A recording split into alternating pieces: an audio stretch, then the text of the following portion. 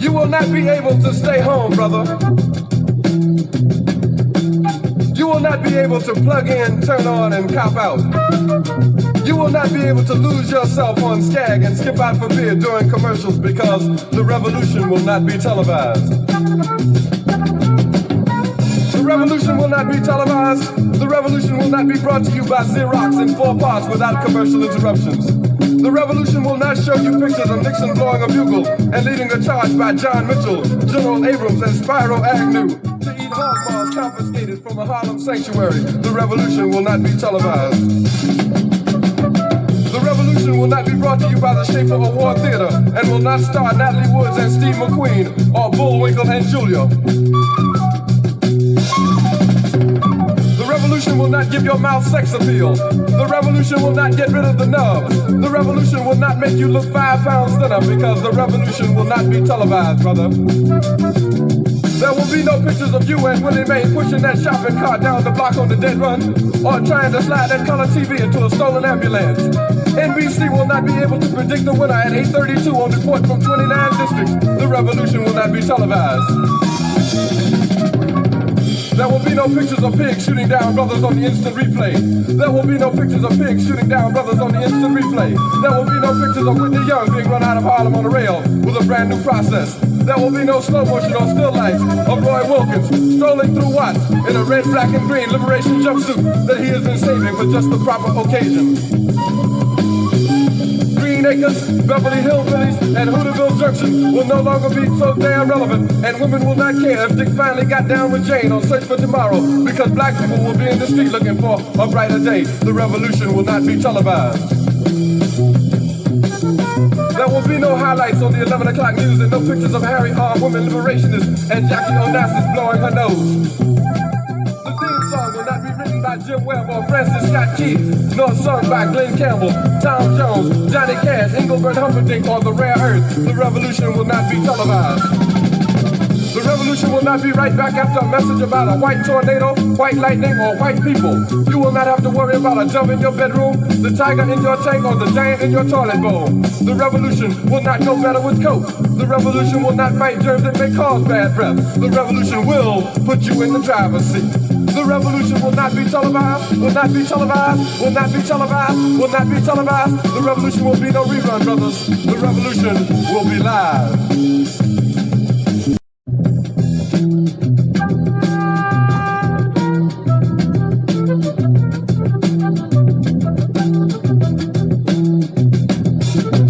You will not be able to stay home, brother. You will not be able to plug in, turn on, and cop out. You will not be able to lose yourself on Skag and skip out for beer during commercials because the revolution will not be televised.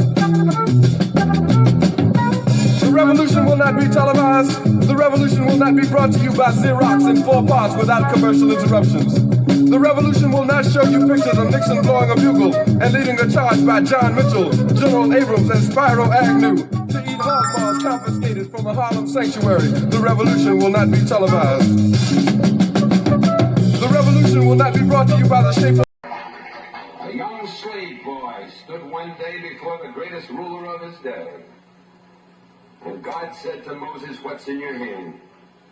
And Moses said, "Lord, only I've got a stick, that's all." He said, "Well, let me use what's in your hand." And God used that slave boy with a stick in his hand to divide the Red Seas, march through a wilderness, bring water out of rocks, manna from heaven, and bring his people to freedom land. What's in your hand?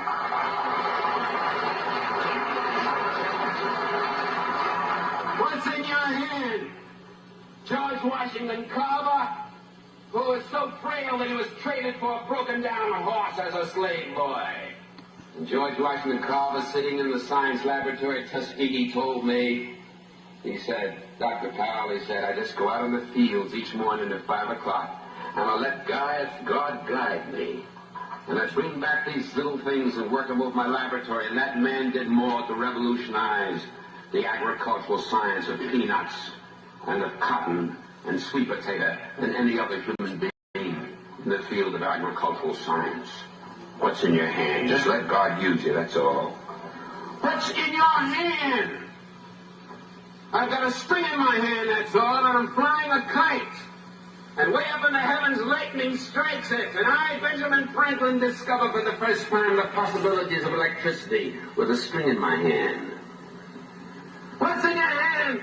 Little hunchback sitting in a Roman jail? I haven't got anything in my hand but an old quill pen, but God says write what I tell you to write. Paul wrote, I have run my race with patience. I have finished my course. I have kept the faith. Henceforth this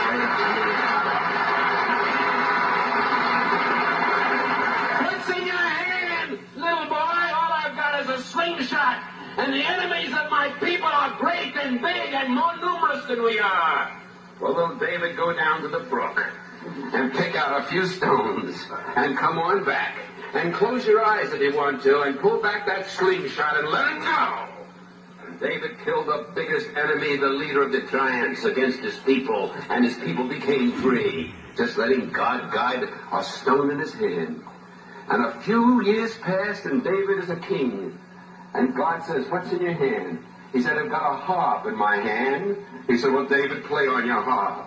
And he played, the Lord is my shepherd. I shall not want. Maketh me to lie down in green pastures. Leadeth me beside still waters. Yea, though I walk through the valley in the shadow of death, I'll fear no evil. What's in your hand? What's in your hand? Man hanging on a cross?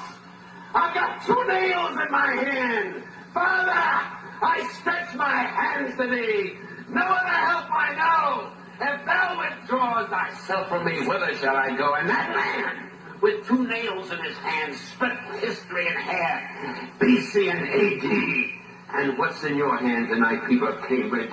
You've got God in your hand, and he'll let you win, because he's on your side and one with God.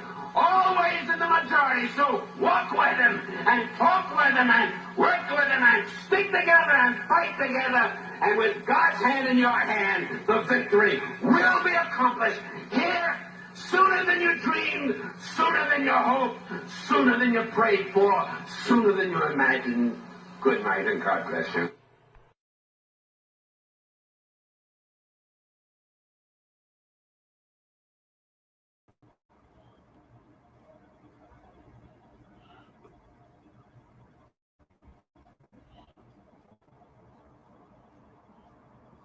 And I do know that some of you in the East are at October 1st. Okay, Donald Duck has... I'm going to restart the intro because we didn't hear it. Oh, okay. All righty. Are you in the studio? Yeah. Okay, restart the intro, please. All right, thank y'all for tuning in to Season 10, Episode 45 of Shabaka'S Blacc Experience Enhanced in conjunction with the Front Line Blacc News. We are back after a 2-week hiatus, and we will be discussing the government shutdown at midnight and the effects of the shutdown. When are they going to start the impeachment proceedings on Trump, aka the dump, as in human shit? And we want to make that perfectly clear. Eric Adams drops out of the mayor's race. What does that mean for Blacc New Yorkers? The Democrats voted in favor of Charlie Kirk Resolution Day. Shame on you, Democrats.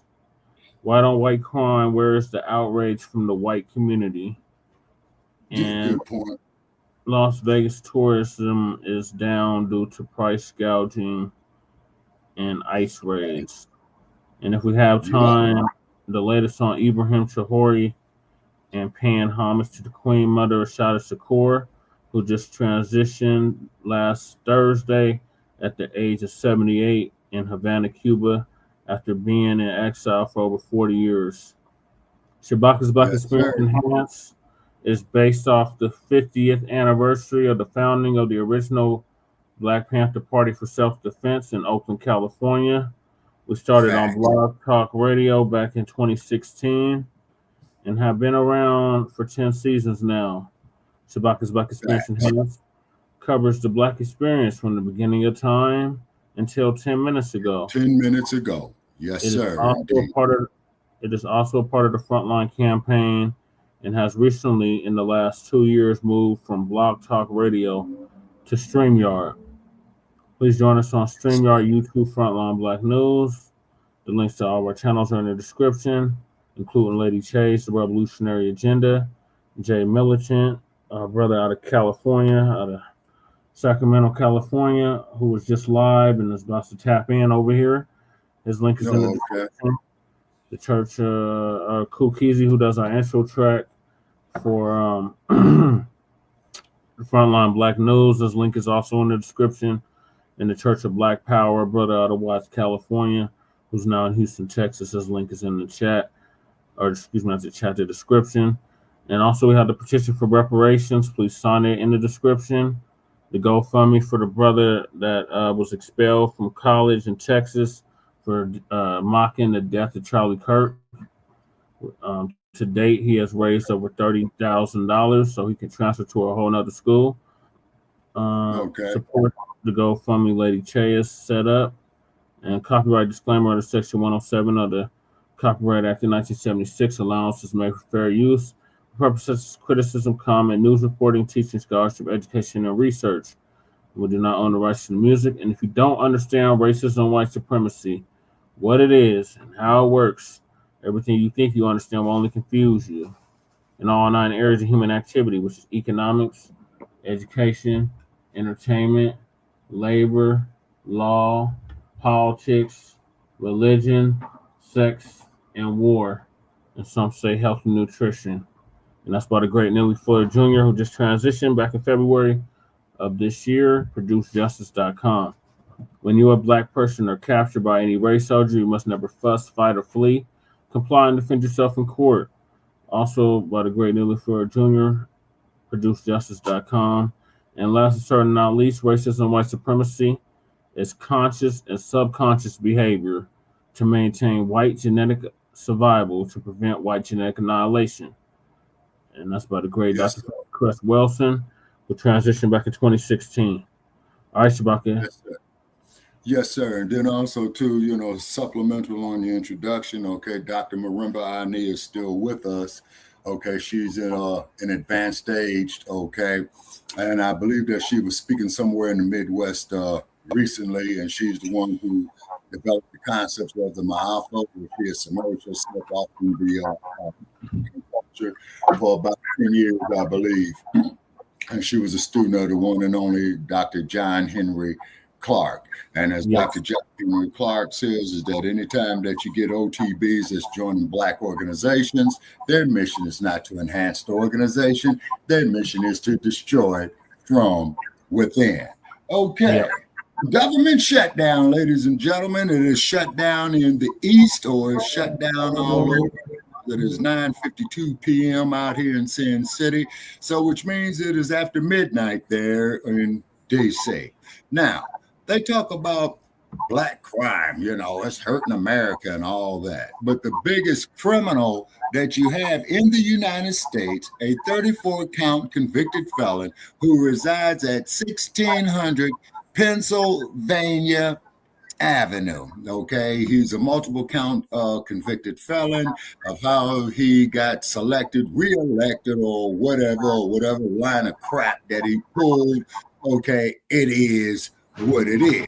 Okay, now I put up there on my Facebook page of Shabaka'S Blacc, I says, all you dumb bunnies, okay, who supported the dump, okay, he shut down the government, and you all was smart, real smart, to go up there and select that dude.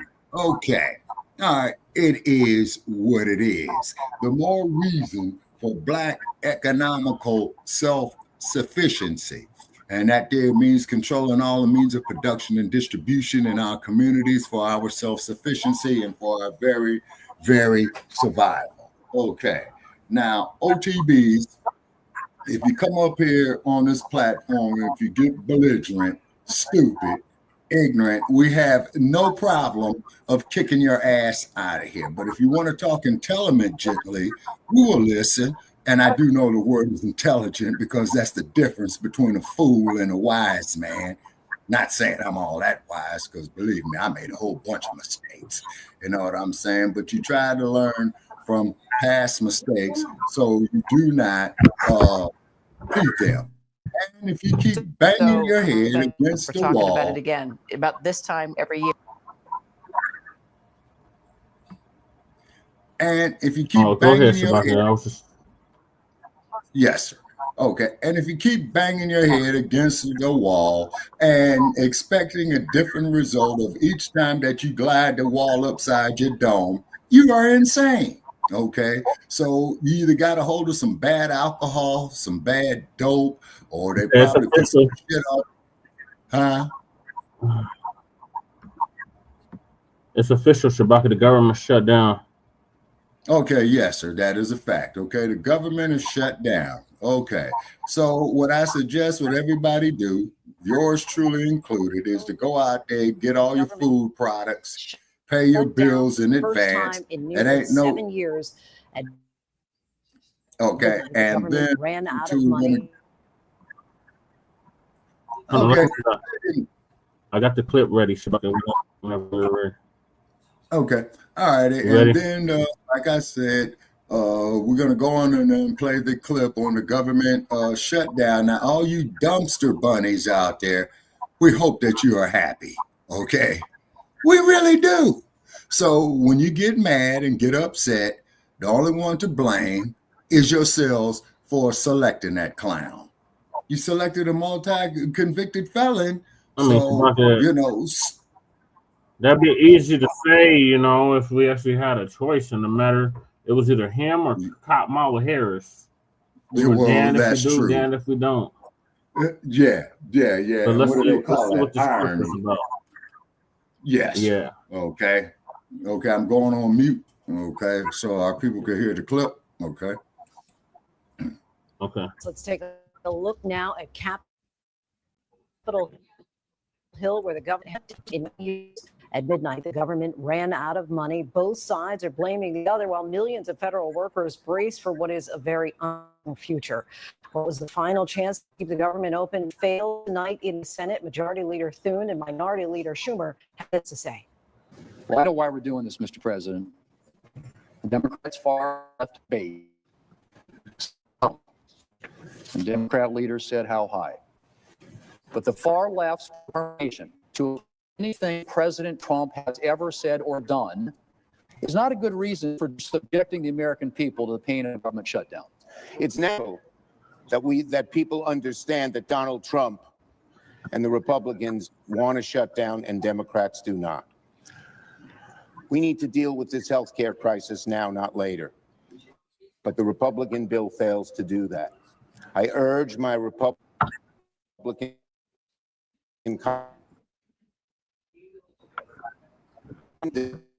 Trump is threatening to fire federal cut programs and benefits. He also said he can do things that are irreversible.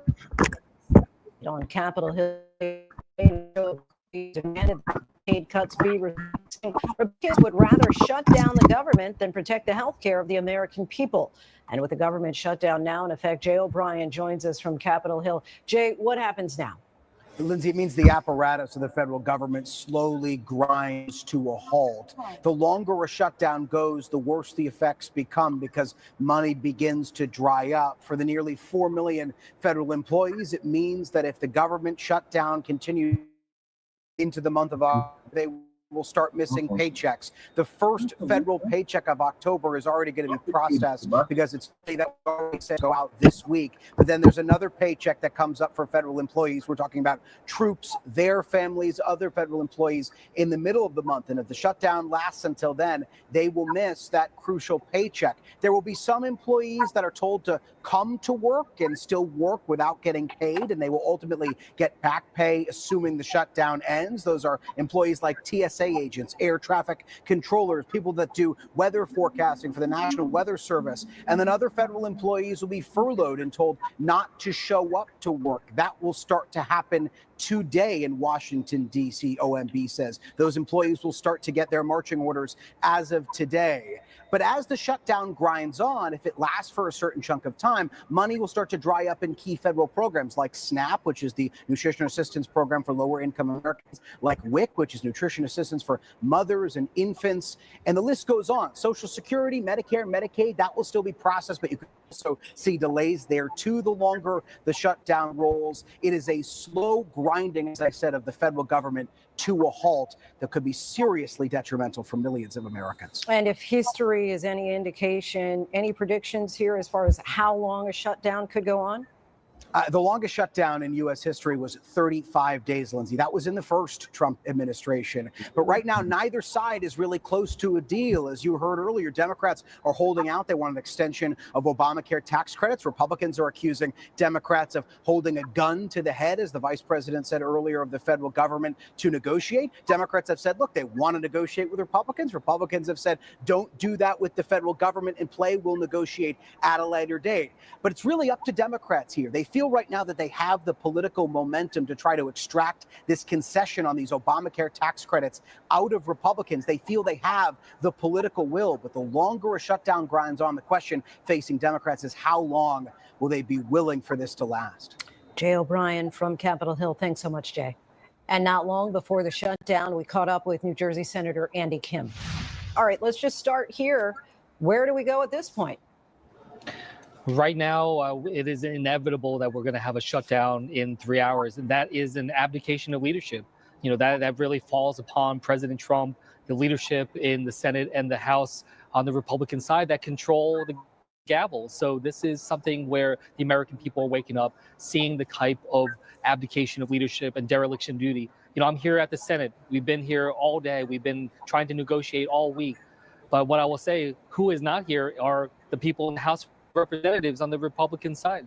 Speaker Johnson sent them home, told them not to show up. So while those service members that you were just talking about, federal workers, are going to have to show up to work tomorrow and not get paid, these Republican members of Congress refuse to even show up to work. And that's why we're here today. You held a town hall tonight to talk with your constituents about the impacts of a shutdown. Tell us about that conversation.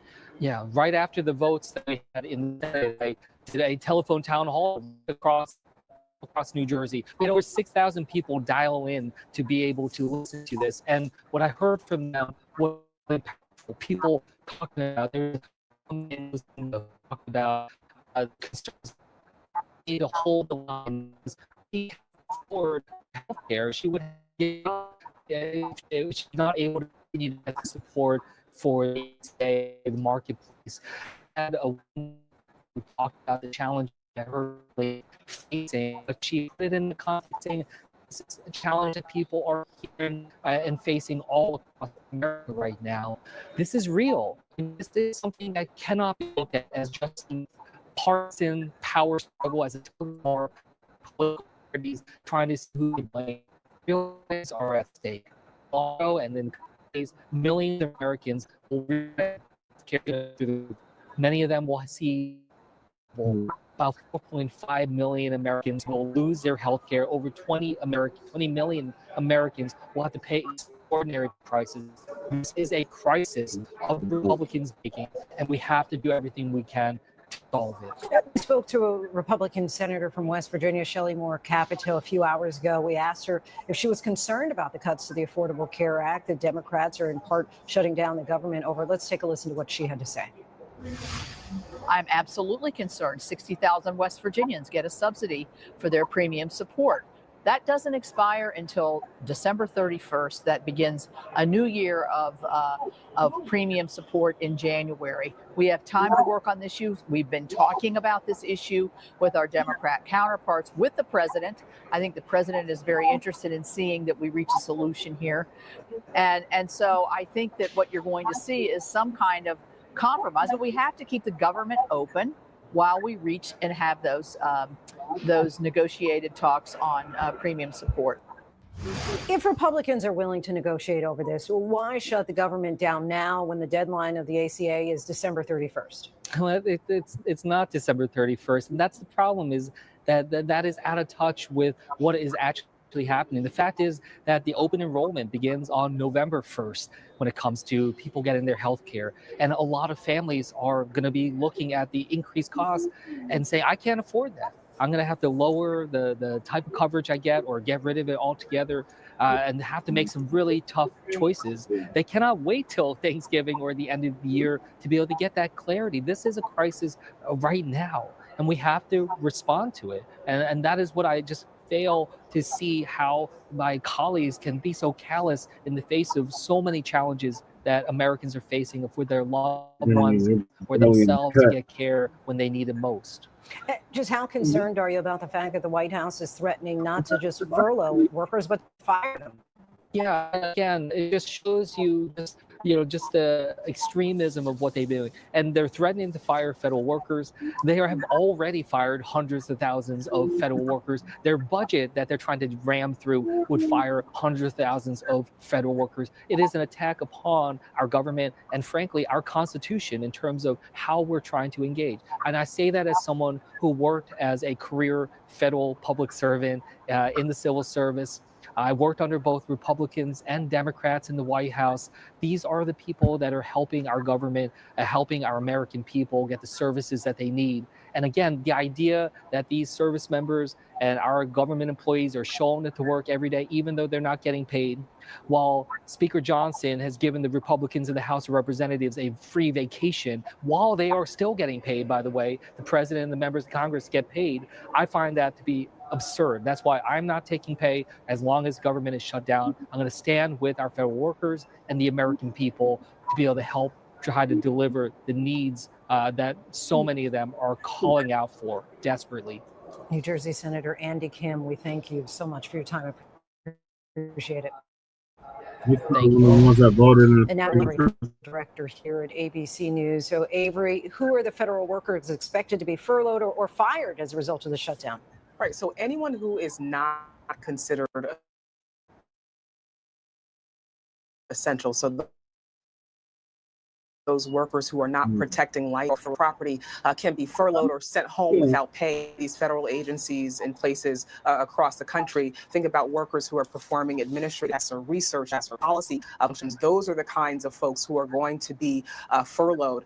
Now, in shutdowns past, we did not see federal workers fired during a government shutdown, but we have seen the Trump administration dangle the threat of firings. And that, of course, comes on the heels of other firings of federal workers that we've seen since President Trump has taken office. So, of course, we are watching to see if that happens. And if it happens, if those firings can even pass legal muster. Now, Republicans, as we know, are saying a shutdown could have been averted if Democrats simply supported a clean continuing resolution, as they described it. But what kind of pressure are Democrats facing from their base to hold firm?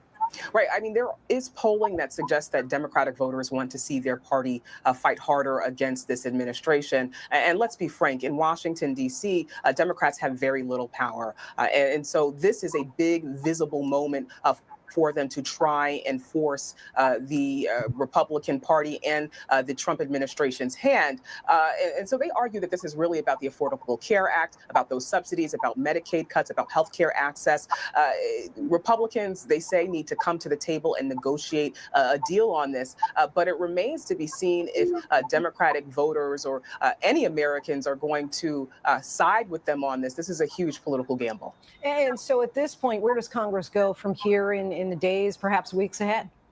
Well, those lawmakers are going to have to come to the table, come together and negotiate. But because tensions are so high, it's unclear if there's any sort of off-ramp here. It is remarkable because one of the core responsibilities of Congress is to fund the government. And tonight, both parties and lawmakers in both parties have shown that they are unable to do that. And what role does President Trump play at this point? I mean, it's no secret that the Republican Party is taking its cues from the president. So what he says or does in this moment could help this shutdown that is most certainly coming, help that come to a close, or it could extend it. We have seen the president sort of inflame tensions here The question becomes, does he encourage Republicans to come to the table with Republicans to end this shutdown, or does he encourage them to hold the line on this? ABC News political director Avery Harper, we thank you so much. All right, Shabaka, that's the end of that clip.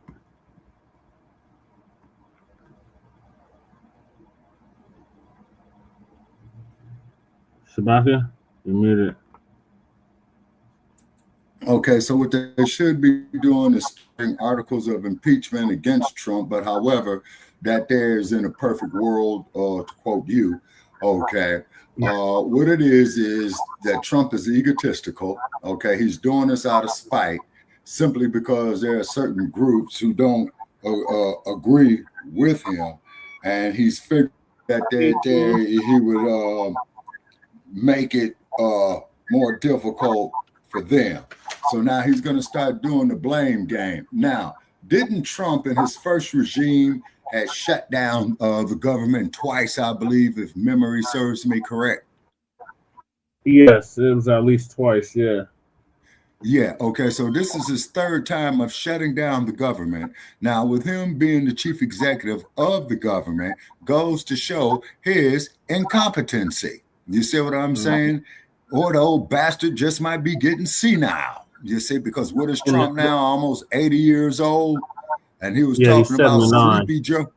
Okay, he's 79. And he was talking about Sleepy Joe. So now you got Nightmare Trump. You see what I mean? Yeah. And then keep in mind, this is not going to affect Trump or his family personally because he's a multi-billionaire. And you should not have billionaires being chief executives of any governmental entity, rather at the federal level, rather at the state level, or rather at the municipal level.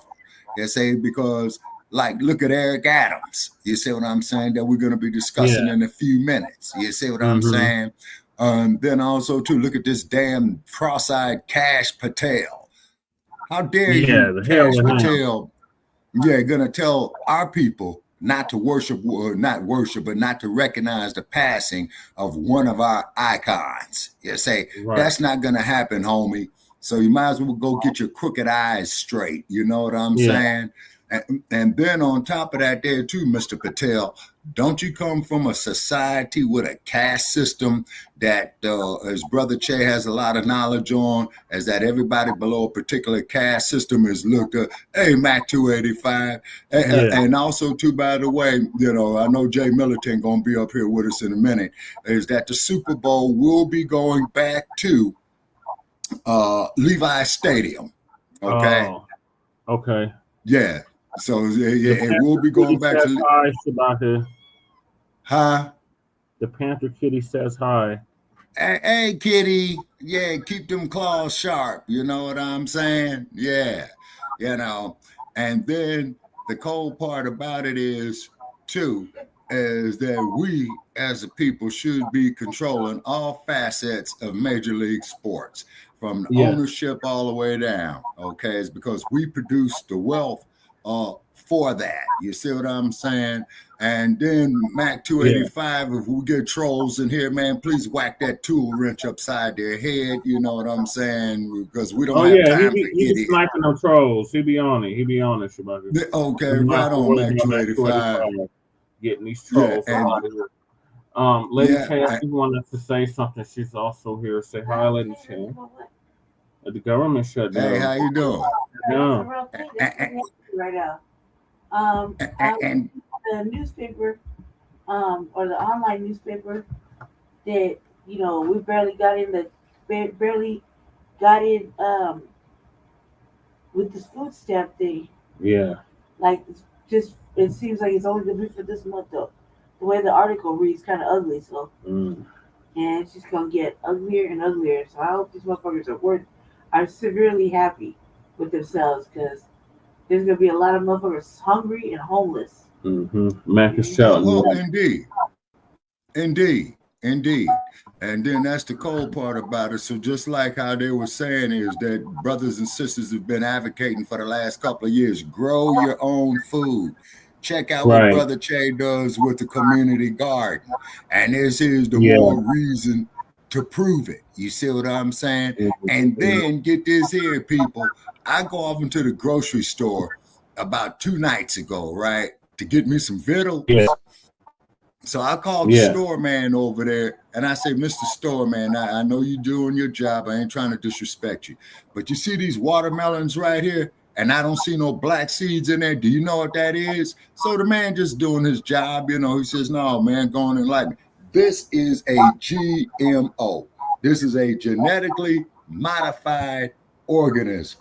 And then also, too, a shout out there to Dr. Ken Adams, who we haven't heard from in years, who had mentioned about the dangers of the GMOs and how that they are programmed to target the procreative life organs of Black women. You see what I mean? Yeah. So, Dr. Adams, if you're out there, man, I hope you're safe, man. You know what I'm saying? And we appreciate you. And we don't hate you because you're white. You know, you was just speaking the truth. You know what I'm saying? And so we appreciate you on that. Okay. Now, also, too, another thing as well. The Chicago Bears beat the Raiders. Okay. Raiders. By 1 point. So therefore, Raiders, what you guys need to do is get out of town or change your fucking name. Okay. And that is to the Las Vegas Raiders.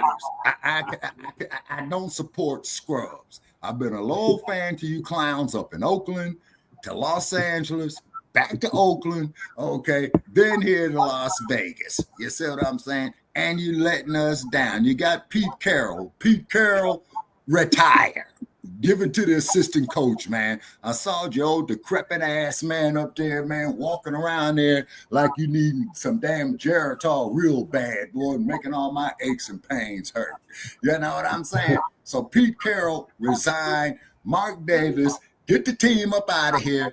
Sell the motherfucker or change your damn name. Period. You see what I'm saying? Because you guys are pirates, okay? You're supposed to be selling ships on dry land. You're out here in Sin City. You got the most perfect fan base. You got all these sinners out here, and you guys are calling yourselves pirates, and you guys going around looking like you got on pink panties. My God. Oh, by the way, did the ponies lose? I was looking at it on Monday night. I didn't see all of it. The Broncos won. Man, the Broncos won, Shabaka, 28-3. 28-3, Shabaka. Okay, all right. And so now we need San Diego to lose. Great news. Raiders. Great okay, news. we need San Diego to lose. They're undefeated. Raiders. The only way that you'll get my respect back, even if you lose to the Broncos, okay. You got to get 3 victories in a row for me to give you back my support. Otherwise, I'm going to crumb bum on you scrubs. I will do a live feed from Allegiant Stadium and tell you that you ain't shit. I will do it. You know what I'm saying? I want to see Let's that. see. And then, and this is very, very disappointing to all us loyal Raider fans. Mac 285, you ain't gonna get no argument from me on that one, bro. Yeah, you ain't lying on that there, Mac 285. I have to agree with you on that, man. Really, I do. You know what I'm saying? But however, I still dig the San Francisco 49ers. You know what I'm saying? I have to give Frisco its respect. You know what I mean? Yeah, that's Jay Millie's And then, team. by the way, they had a linebacker by the name of Ken Norton Jr. Okay, Mr. Norton Jr., I don't mean no disrespect to your family at all. Yeah. But you are a far much better football player than your father was as a boxer. No disrespect to you, Mr. Norton, whatsoever. You know what I'm saying? Boxing ain't nothing nice. You see what I mean? And but I do respect it. But see, ladies, us men folk, we love the human drama of athletic competition. Now, there are those who says that sports are nothing but breads and circuses to keep the attention off of what's really going on with these scandalous ass politicians. Believe it or not, the irony of it is it makes us more aware of these scandalous politicians. Now, let's look at the owner of the Washington Commanders. Well, if you call it don't dig the way how we doing things here in the NFL, you might as well need to go on and form your own damn league. Nothing could be closer to the truth, is because with the talent level that we have, okay, I honestly believe within a 3 to 5 year period is that we could cripple the NFL if we do own our own major league sports teams. Not only in football, but also in basketball as well. I yield. Shout out to Ice Cube for the big three, and shout out to The Rock for the UFL and the AFL. Oh yeah, and they're making the autobiography of The Rock. The XFL. XFL. And you do know that they're in the process of making a film on the life and times of The Rock, Mr. Johnson, who's the son of the former wrestler Rocky Johnson. Okay. Yep. All right. So therefore, and if you was living in LA there in the late 1960s, everybody remembers wrestling from the Olympic, Rocky Johnson, Freddie Blassie, Don Carson. And I have to give it to those guys is because the moves that they make, the way they fall and stuff like that. So that does require a lot of training, you know, just like any other athlete. You see what I mean?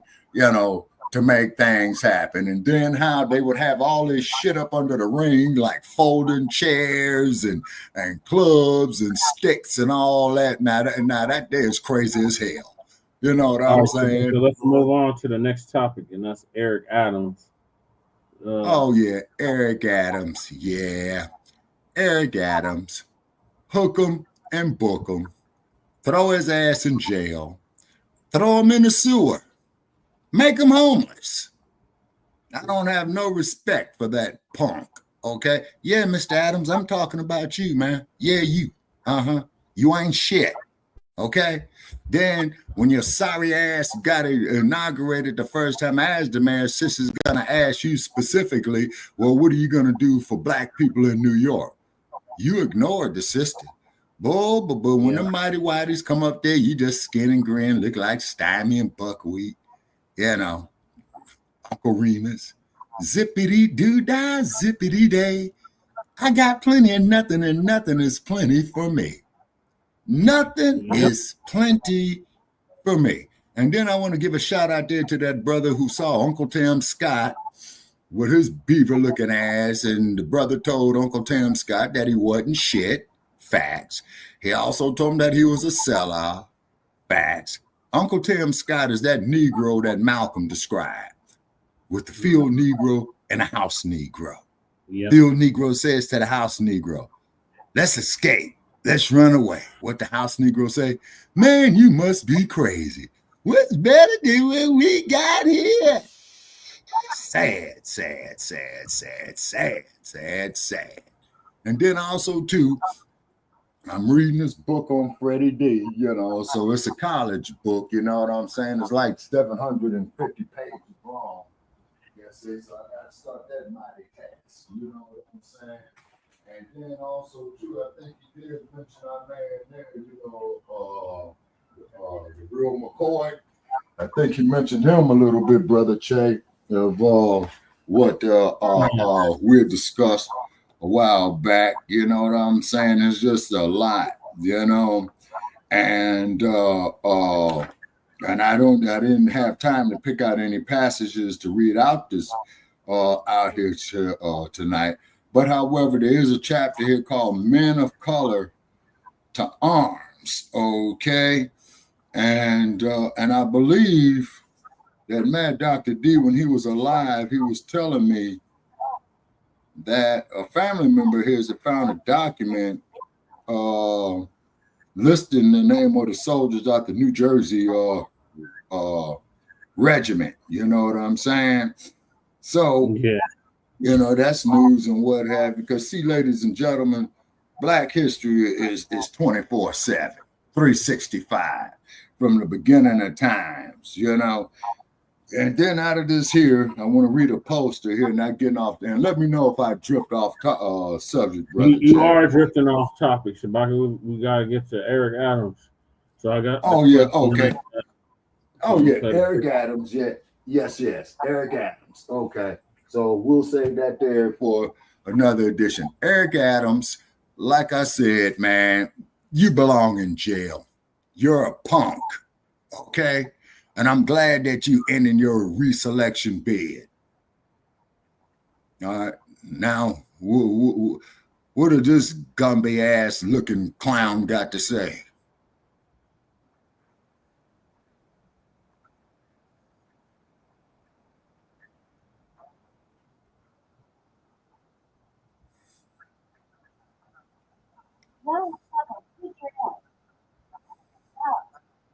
Now I'm putting myself on mute so we can hear Eric Adams.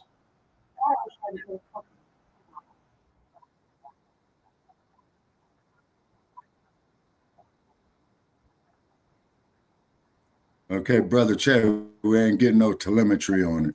Mm-hmm.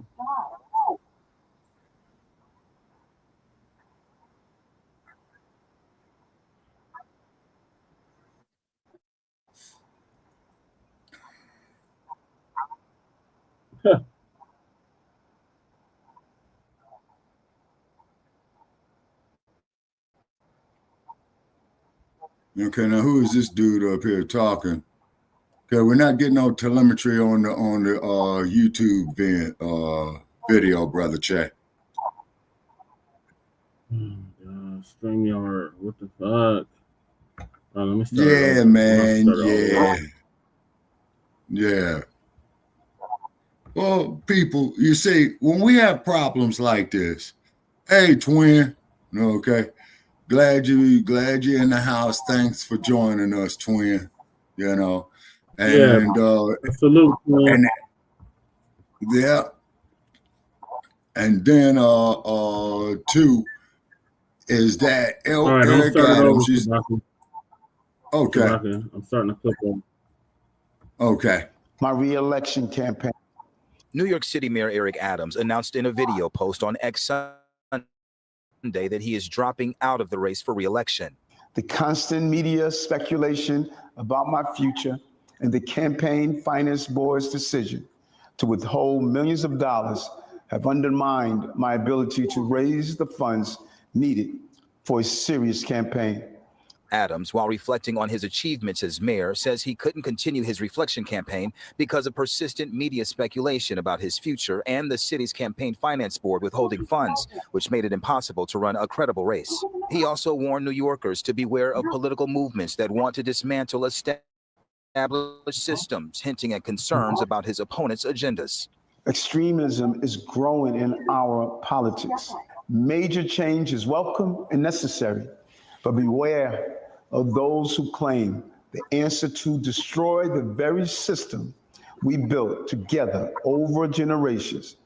That is not change, that is chaos. New York-based attorney and political commentator Manny Alejandro offered a different perspective. None of what the mayor is saying has anything to do with him dropping out, right? We all expected this to happen. It was a matter of when, not if.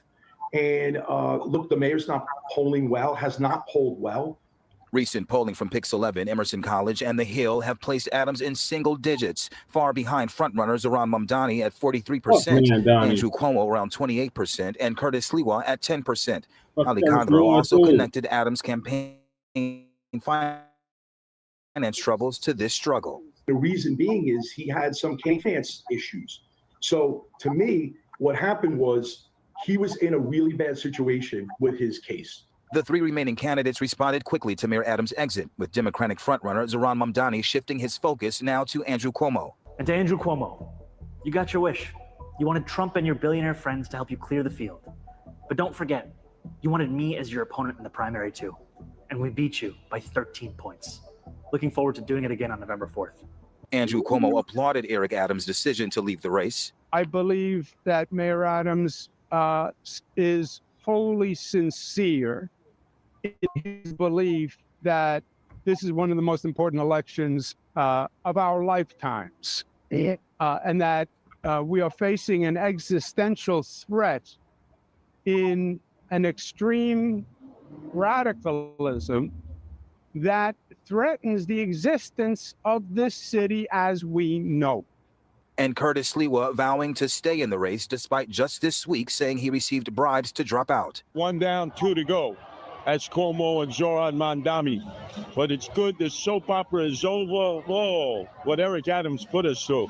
So now let's get back to the point of running for mayor. 37 days, 37 nights. Let's stick on the issues. And after decades of public service and as the city's 110th mayor, Adams reaffirmed that while his campaign may be ending, his commitment to fighting for the city remains as strong as ever. Although this is the end of my re-election campaign, it is not the end of my public service. I will continue to fight for this city, as I have for 40 years since the day I joined the NYPD to make our streets safer and our systems fairer. Okay, now what do y'all, Eric Adams, what are you going to do about them cops in New York that beat that brother to death? With his family, and he won't be doing any media interviews. In the meantime, Adams' name will still appear on the ballot as it's too late to be taken off. Reporting live in Queens, Corey McGinnis, Pix 11 News. That happened in upstate New York. Okay. You're talking about Booker.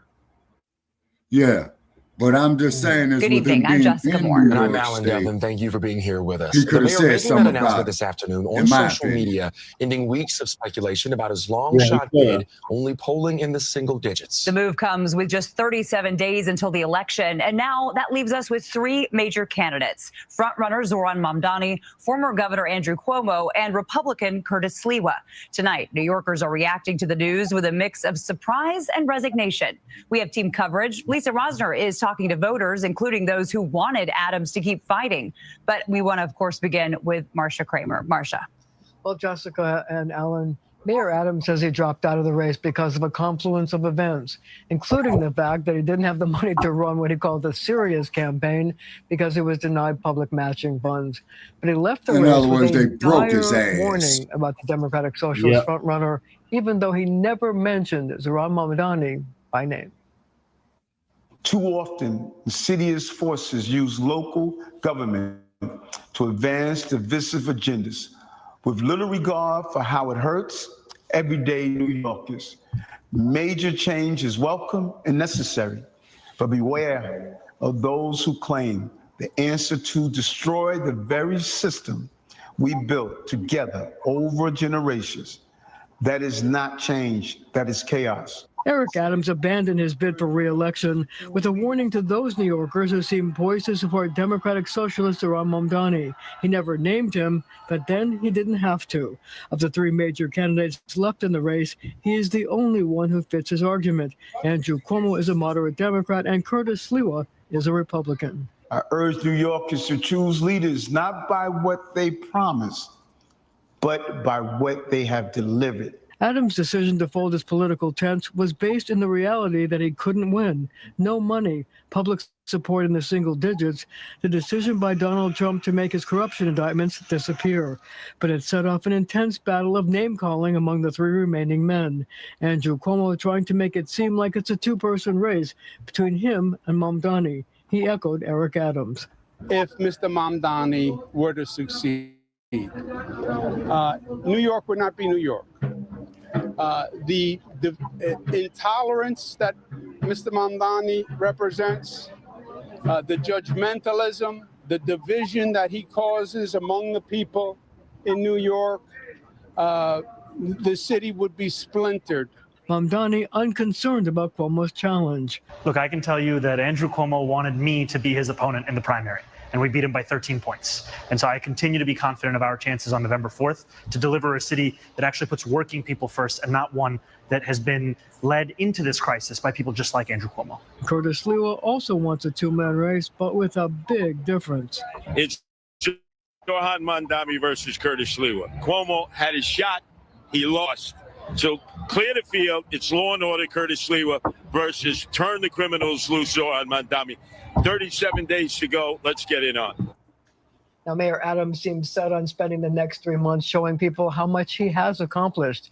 Everything from public safety and reduced murder rates to building more affordable housing and improved school test scores, guys. He did accomplish significant measures during his time in office. How did we get here, Marcia, to a place where the Democratic incumbent mayor says, I just can't do it? Was it the corruption? Was it his ties to President Trump? Which one do you think was more detrimental? Well, I think the truth was that because the Campaign Finance Board denied him public matching funds because of the corruption scandal, because it had to do with straw donors making contributions, that really put a crimp in his style, and it was unable to really mount a serious campaign. And another big component of this entire race has been Adams' decision to step out, how that would impact the remaining candidates.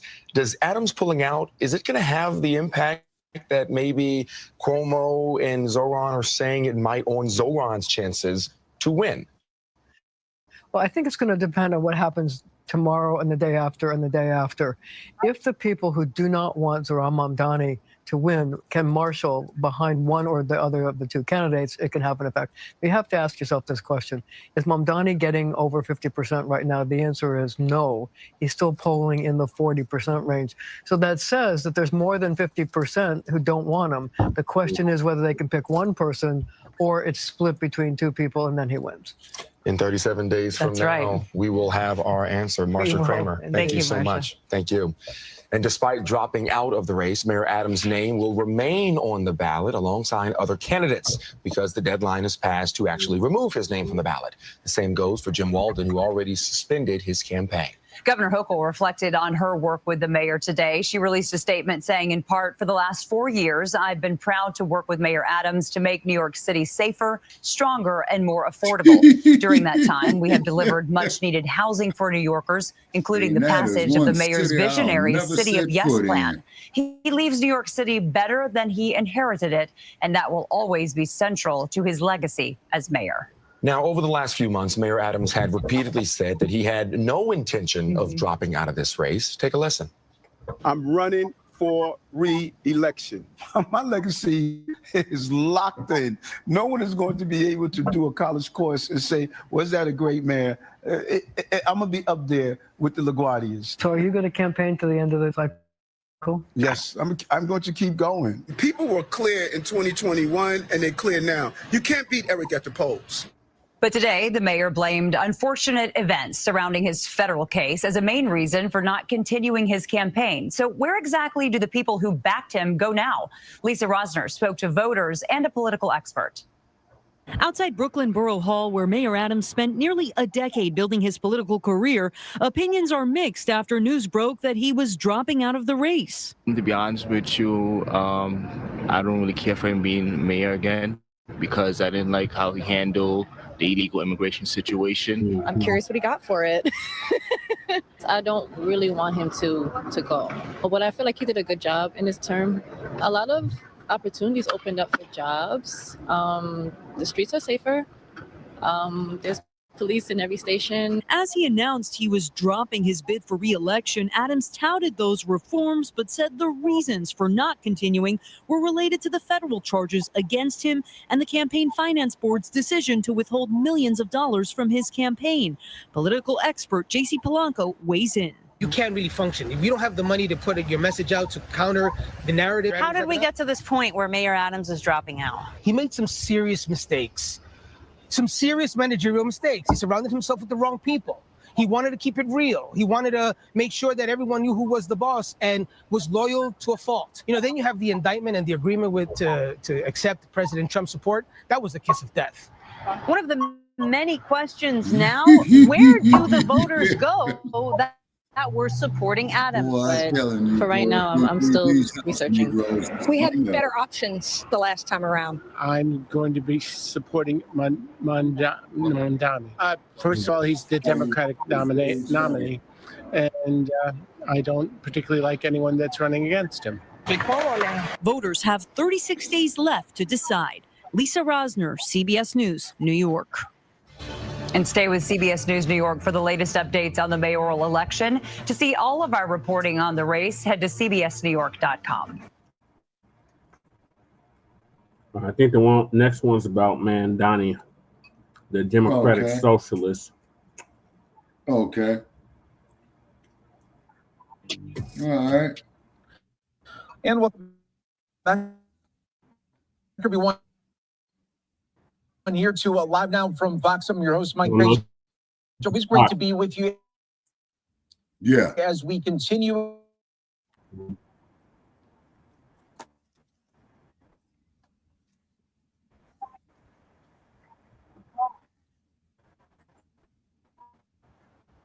And then we see video. We just want to show you a clip of it right now here on Live Now.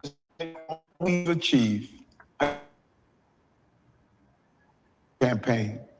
The constant media speculation about my future, finance board's decision,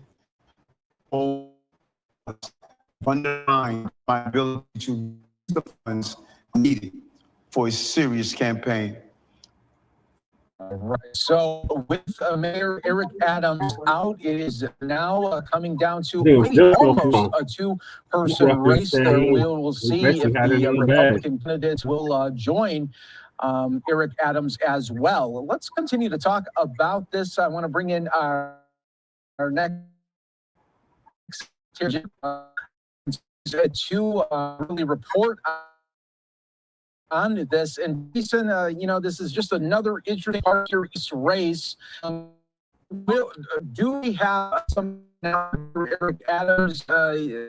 What do you think really happened in the last 8 hours for him to come to this decision? No, it's a good question. As you mentioned, this is something that we here in New York, especially the people really paying attention, have been expecting. What happened?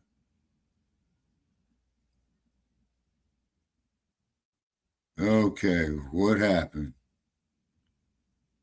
Okay, Brother Che? Okay, Brother Che had fell off, so hopefully he'll get back off into the studio with us. Is because, these algorithms, sometimes, ladies and gentlemen, they get very, very selective. And as Twin says, technical difficulties right here in the chat room. Okay, all right. Okay, see Brother Chase trying to come back in. I'm trying to add him to the stage. Okay. Okay, Brother Che, you added back to the stage, sir. Yeah, I'm sorry. Having technical difficulties with the internet over here at the dollhouse. My hotspot don't like it over here, so. And keep in mind, man, they got certain ways, man, of doing things with hotspots, if you know what I mean, Down to maybe almost a two-person so much for free race. speech. We'll see if the Republican candidates will join Eric Adams as well. Let's continue to talk about this. I want to bring in our next guest here, Jason Bieferman, with a political continues to really report on this. And Jason, this is just another in this race. Do we have something now with Mayor Eric Adams? What do you think really happened in the last 48 hours for him to come to this decision? It's a good question. As you mentioned, this is something that we here in New York, especially the people really paying attention, have been expecting for more than the last month. There were talks about 2 weeks ago between the Trump administration and Eric Adams. My colleagues and I reported at Politico, as well as the New York Times also reported, that Eric Adams was offered a job in the Trump administration as the ambassador to Saudi Arabia. We've also reported he was offered a job to be the HUD, the Housing Urban Development Secretary in the Trump administration. Hell no. But those deals ultimately never went through. If you remember, Thank President God. Trump, he obviously does not like Zoran Mamdani. Zoran Mamdani is a democratic socialist. So he thought, the thinking was that if Eric Adams got a job in the Trump administration, it would make it harder for Zoran to become mayor, because all of Eric Adams voters would go to Father Andrew Cuomo. Deals, they just fell through. And, hat in hand, Eric Adams, he just decided to call quits yesterday. He was polling at less than 10%. This is the incumbent, and he's trailing the Democratic nominee, an independent, and a Republican, in a city that skews majorly, 6-1, 7-1 Democratic to Republican voters. So I think he looked at the polls and he saw that it was way better to save some of his dignity by bowing out now as opposed to finishing at, maybe even as low as 5%. Yeah, that's so true. And I think a lot of people still speculating and wondering, did Eric Adams maybe get a handshake and a nod sort of situation? And maybe we'll see him in the Trump administration in some ways down the line. Jason, let's talk a little bit about, his name is still going to be on the ballot. That's correct. I mentioned that 5% number. It could be that Eric Adams, even though he's no longer going through with his campaign, he could still end up getting 5% of the vote because, if I recall correctly, Andrew Cuomo's name is all the way at the bottom of the ballot. And voters, when they go into the voting booth, they might see Eric Adams' name. They might remember him as a great mayor or a Brooklyn borough president, and they might just vote for him anyway, especially those low information voters. So he is going to capture a certain percentage of the vote. It remains to be seen. But of course, his name being on the ballot will affect the outcome. And you mentioned Curtis Sliwa, the Republican nominee. He's also on the ballot. He's made clear that he does not want to drop out. A lot of billionaires or Republicans, a lot of people are asking Curtis, please drop out. Let's consolidate the vote, the anti-Zoran Mamdani vote behind Andrew Cuomo, and let's make this a competitive race. But I spoke with Curtis Sliwa today, and he told me there's no way he's getting out of this race. The only way he gets out is if he gets hit by a truck when he's crossing the street and becomes a speed bump. Those were his words to me. He's a very colorful person, but at this point, looks like it's going to be a three-way race unless something spectacular happens and Curtis does decide to leave the mayor's race. Yeah, we were talking about Andrew Cuomo. I just want to read out just a part of his statement saying the choice Eric Adams made today was not an easy one, but I believe he is sincere in putting the well-being of New York City ahead of personal ambition. So Andrew Cuomo got what he wanted. He is almost down to a one-on-one with Mamdani. Does he have, he lost, of course, in the primary to Mamdani. Can he, though, overcome it in just about a little over a month? I think, when Andrew Cuomo saw that Eric Adams dropped out, there was no doubt that was an amazing day for Andrew Cuomo and anyone on his campaign. But the odds are still very much stacked against him when it's polled head-to-head, Andrew versus Zoran, or I should say when it's polled Andrew, Curtis Sliwa, and Zoran, Mamdani is still winning by 14 points, 16 points. I'm looking at the polls here. There's really no scenario where right now with these three candidates where Zoran doesn't win. It would really be a spectacular performance by Andrew Cuomo if he's able to make up this gap. Of course, it's possible. This is something that Andrew Cuomo has been asking Eric Adams to do ever since Cuomo lost the mayoral primary. And so he's going to really make a push to all of the voters who really can't stomach Zoran Mamdani because of his democratic socialist policies. They might see Zoran as way too far to the left. He's talks about government-owned grocery stores. He's more lax on crime. He's in favor of decriminalizing a lot of different activities like perhaps prostitution, which is something that Andrew Cuomo really talks about a lot on the trail. So he needs to make that push, and he ultimately needs to gather more energy behind his campaign, because for a lot of people, it's not enough to say, I'm not the other guy. You really need to demonstrate a vision of why people are hungry for another 4 years of Andrew Cuomo, this time as mayor.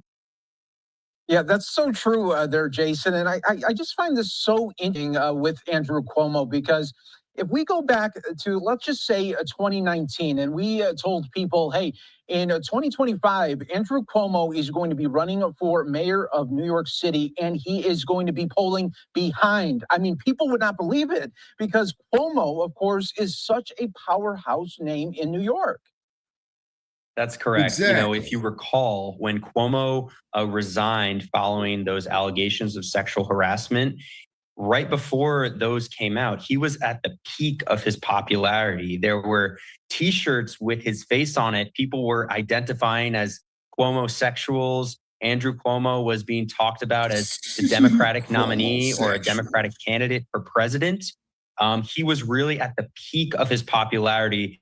Very rare in New York do we see a governor with those such high popularity numbers. And then, of course, it all came crashing down. Yeah. So when you look at right where he was right before all of this scandal came out, he's really fallen, and he's fallen just so hard. And, you know, New York City was never really home to Andrew Cuomo while he was governor. He lived in Albany. He hasn't had a residence in the city for quite some time. And so to think that the man who was at his sights on the White House, he belittled the office of the mayor constantly as governor. He fought with Bill de Blasio. He knew that City Hall was way less powerful than the state government. And it was just an object to be moved by him in his massive web of power. And now all of a sudden, as you mentioned, 5 years later, here he is, you know, begging for a spot to be just competitive with a Democratic socialist, a 33-year-old who's poised to become the next mayor of New York City.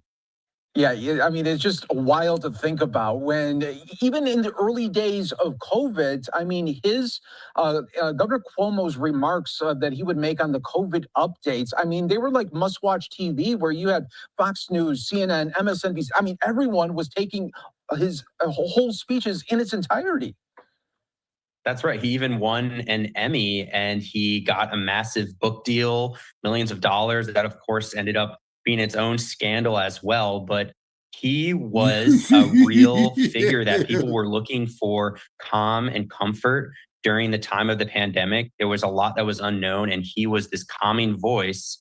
And he's actually tried to use that in the Democratic primary, a little bit less so in the general, and tell voters, if you recall the time of COVID, I was there, I comforted you. Of course, this is all really complicated by the fact that under his governorship, there were nursing home orders, which essentially ordered some patients that tested positive for COVID to stay in the nursing homes. And, you know, the disease just went rampant in those homes. And so COVID is really a double-edged sword for Cuomo in this race, but he really wants people to remember this must-watch TV and not really think about this nursing home scandal, which of course led to lots of lawsuits, even a federal Department of Justice inquiry into his handling over the pandemic. Of course, Trump now favors Cuomo in a head-to-head against Mamdani because Cuomo is not a Democratic socialist. So we don't expect that federal probe. I don't know what the status is. I don't know if it's going anywhere still, but I think Cuomo wants us all to remember when he was that calming, competent voice with the presentations and the slideshows and the graphs, and maybe not the other issues with COVID. Yeah, that is just so true.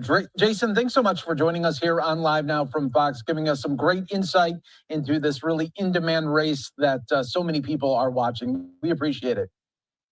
Thanks so much. You take care. All right, everybody, before we go to a break. All right, the next one's about Mamdani, the Democratic socialist. Okay. Some major breaking news in the New York City mayoral race. Incumbent Mayor Eric Adams, who was running for re-election as an independent, has dropped out of the race. Adams will now be the first one-term New York City mayor since David Dinkins lost re-election back in 1993. Wow. The scandal-plagued mayor had been struggling in the polls, with a recent Fox News poll showing him dead last at 8% behind his rivals Zohran Mamdani, Andrew Cuomo, and even Curtis Sliwa. Here's what Adams said earlier in a video announcing the end of his campaign. Despite all we've achieved, I cannot continue my re-election campaign. The constant media speculation about my future and the campaign finance board's decision to withhold millions of dollars have undermined my ability to raise the funds needed for a serious campaign. I hope you will see that despite the headlines and innuendo, I always put you before me, always. And joining us exclusively for his first live sit-down interview since the shakeup in the race, Zohran Mamdani, the Democratic nominee in the New York City mayoral race. Great to have you back here on the set. We got to say that we weren't expecting to have you here, so we really appreciate you making time because of the news. I'll start broadly by getting your reaction to the fact that Eric Adams, who is polling fourth, has dropped out, and what this means for the race going forward. Look, Donald Trump and his billionaire donors may be able to determine the actions of Eric Adams and Andrew Cuomo, but they will not dictate the results of this election. This continues to be the same election as it was when we started on October 23rd, a choice that New Yorkers have between Eric Adams' record, which is Andrew Cuomo's agenda, one that has priced New Yorkers out of what is now the most expensive city in the United States of America, or our vision for a city that New Yorkers can actually afford. And I'm excited and just as confident as I was yesterday at actually delivering that vision and winning this race on November 4th. Do you have a sense of what's behind this decision today? We've all heard that Curtis Sliwa, the Republican, claims that he's been offered large sums of money from powerful people to get out of the way. Do you think that's what's happened here?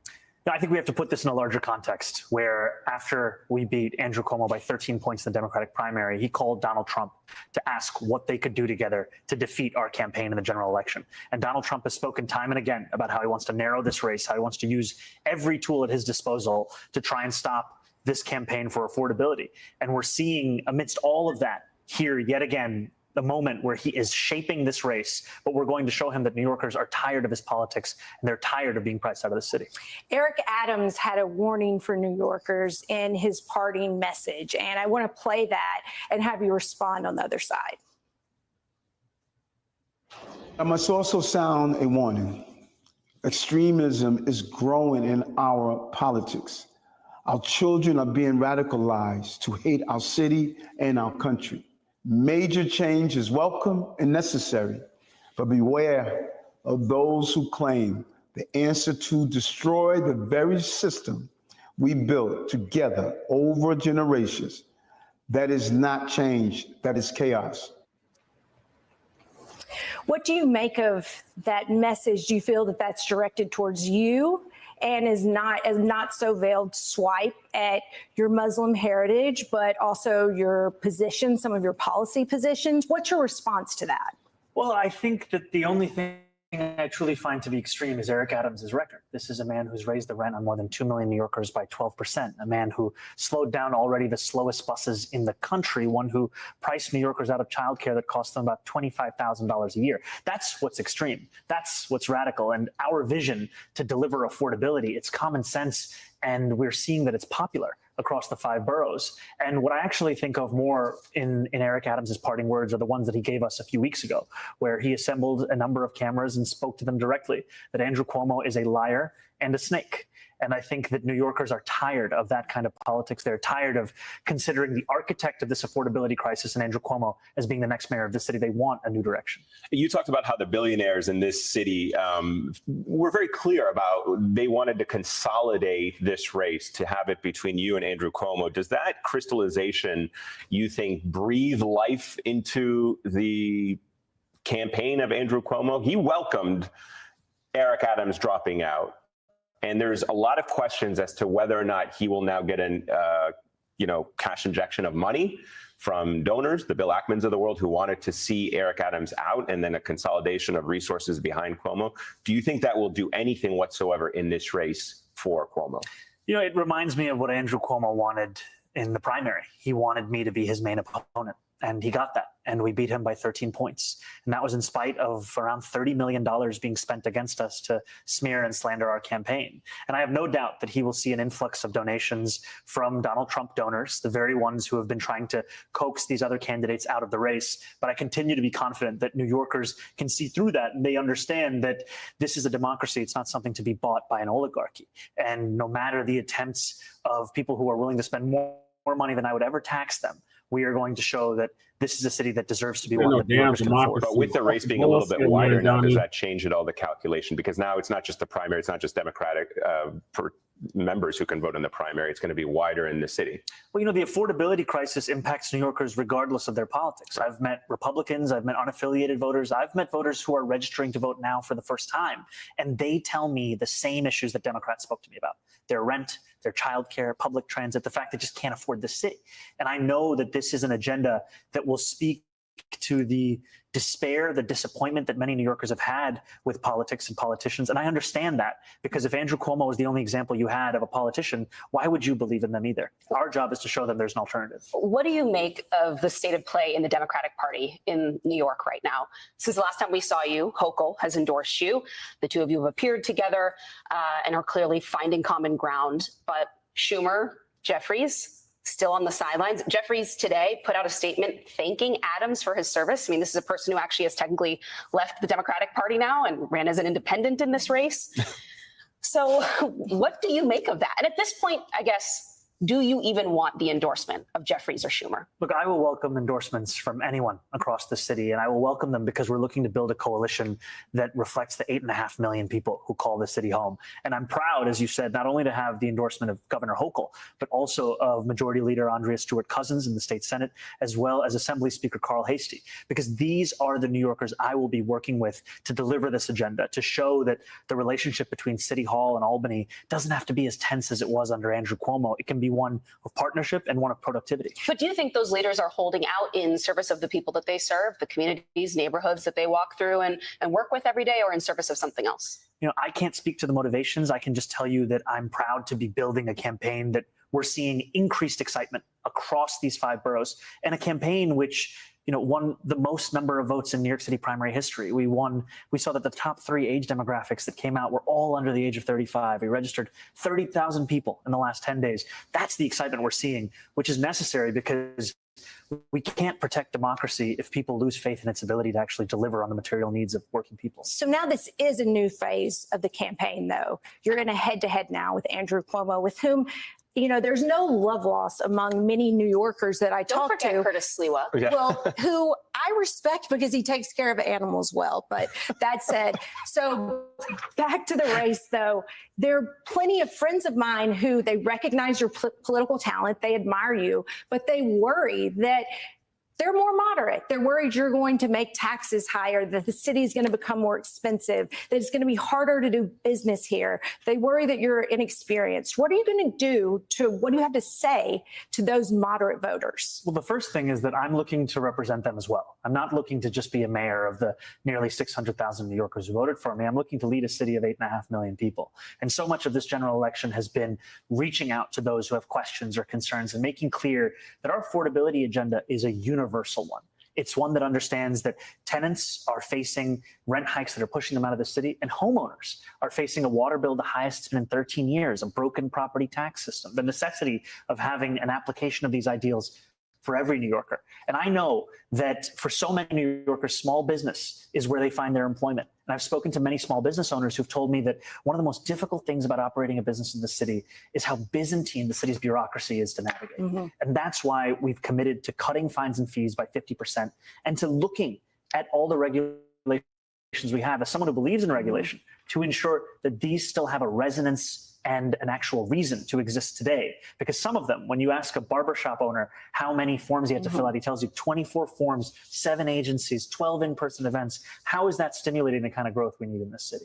Is there a policy concession that you would be willing to make in order to woo more moderate voters? Or since you're the front runner, you're ahead by double digits, do you not really have to make policy concessions? The policies that I'm running on are the ones still from the primary, but I'm also willing to speak to everyone and anyone. because sometimes the concerns are based more on a caricature of me as opposed to who I actually am. You know, there are people who have come up to me and said, how will we be able to pay for free rent? I said, no, you drop the ZE. It's freeze the rent of 2 million rent stabilized tenants. And similarly, people who ask me questions about, is it possible to make buses fast and free? I say the cost would be about $600-700 million, which is less than Andrew Cuomo gave to Elon Musk 1 year in tax breaks of $959 million. Showing people the context that we're in and building a coalition where they may not see themselves in me, perhaps, but they may see themselves in the best and the brightest that I'll hire to surround me in City Hall. The other side of that coin, I guess, is do you worry at all as you meet with some of these leaders, moderates, business leaders who've wanted to get your time and attention here in the city over the last several months? Do you worry at all about losing connection and credibility with the young people who fueled your initial win? I mean, I met many of them who said they literally only voted because you were on the ticket, that they were glad you didn't have a relationship with all these people that they despised. But now, you know, as you said, you're willing to be the mayor for the people that they despise. So how are you going to strike that balance? Yeah, well, I think what I've told young people and supporters of my campaign across the board is the most important thing is delivering the agenda that excited so many. Because more than people knowing my name, I have people stopping me in the street shouting, freeze the rent, shouting fast and free buses, shouting universal childcare. And it's going to take everyone to deliver that. And I think the most important part of it is honesty. When I go into a room with the leaders of the most profitable companies in New York City, we all know that I'm leaving the room in the same way, still thinking that it's right to increase personal income taxes on the top 1% of New Yorkers. It sounds just like a still used thinking car we should have sales. the state's top corporate tax rate be that of New Jersey. There's going to be that disagreement, but I agree, room to find Shabaka. other places of agreement. I think that's what New He's Yorkers selling want. They want a major politics tickets. that delivers as opposed to one that just looks to speak to those who have every opinion they already do. Well, he's got an answer for everything, just pumping his gums. I'm going to give you a chance as a person who's stepping aside from politics. Do you think he did anything well in the 4 years that he served as mayor? I mean, he's still on for a couple more months, but do you think he did anything well as mayor of the city? I think he spoke the truth when he called Andrew Cuomo a liar and a snake. Exactly, twin. That the steps towards the I containerization mean, of twin, trash are ones that we're are welcome seeing in the through his city. And I think the bullshit. city of You yes know what I was something mean? that was good and something should be built on. All right. I think also maybe the first person on the show to use the word Byzantine. So we'll give That's pretty. I immediately seen through it, Shabaka. And this bastard is named after Kwame Nkrumah. Wow. Now that there's an insult to our ancestors. You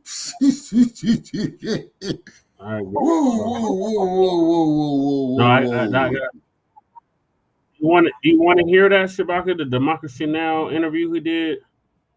Yeah, let's hear it, man.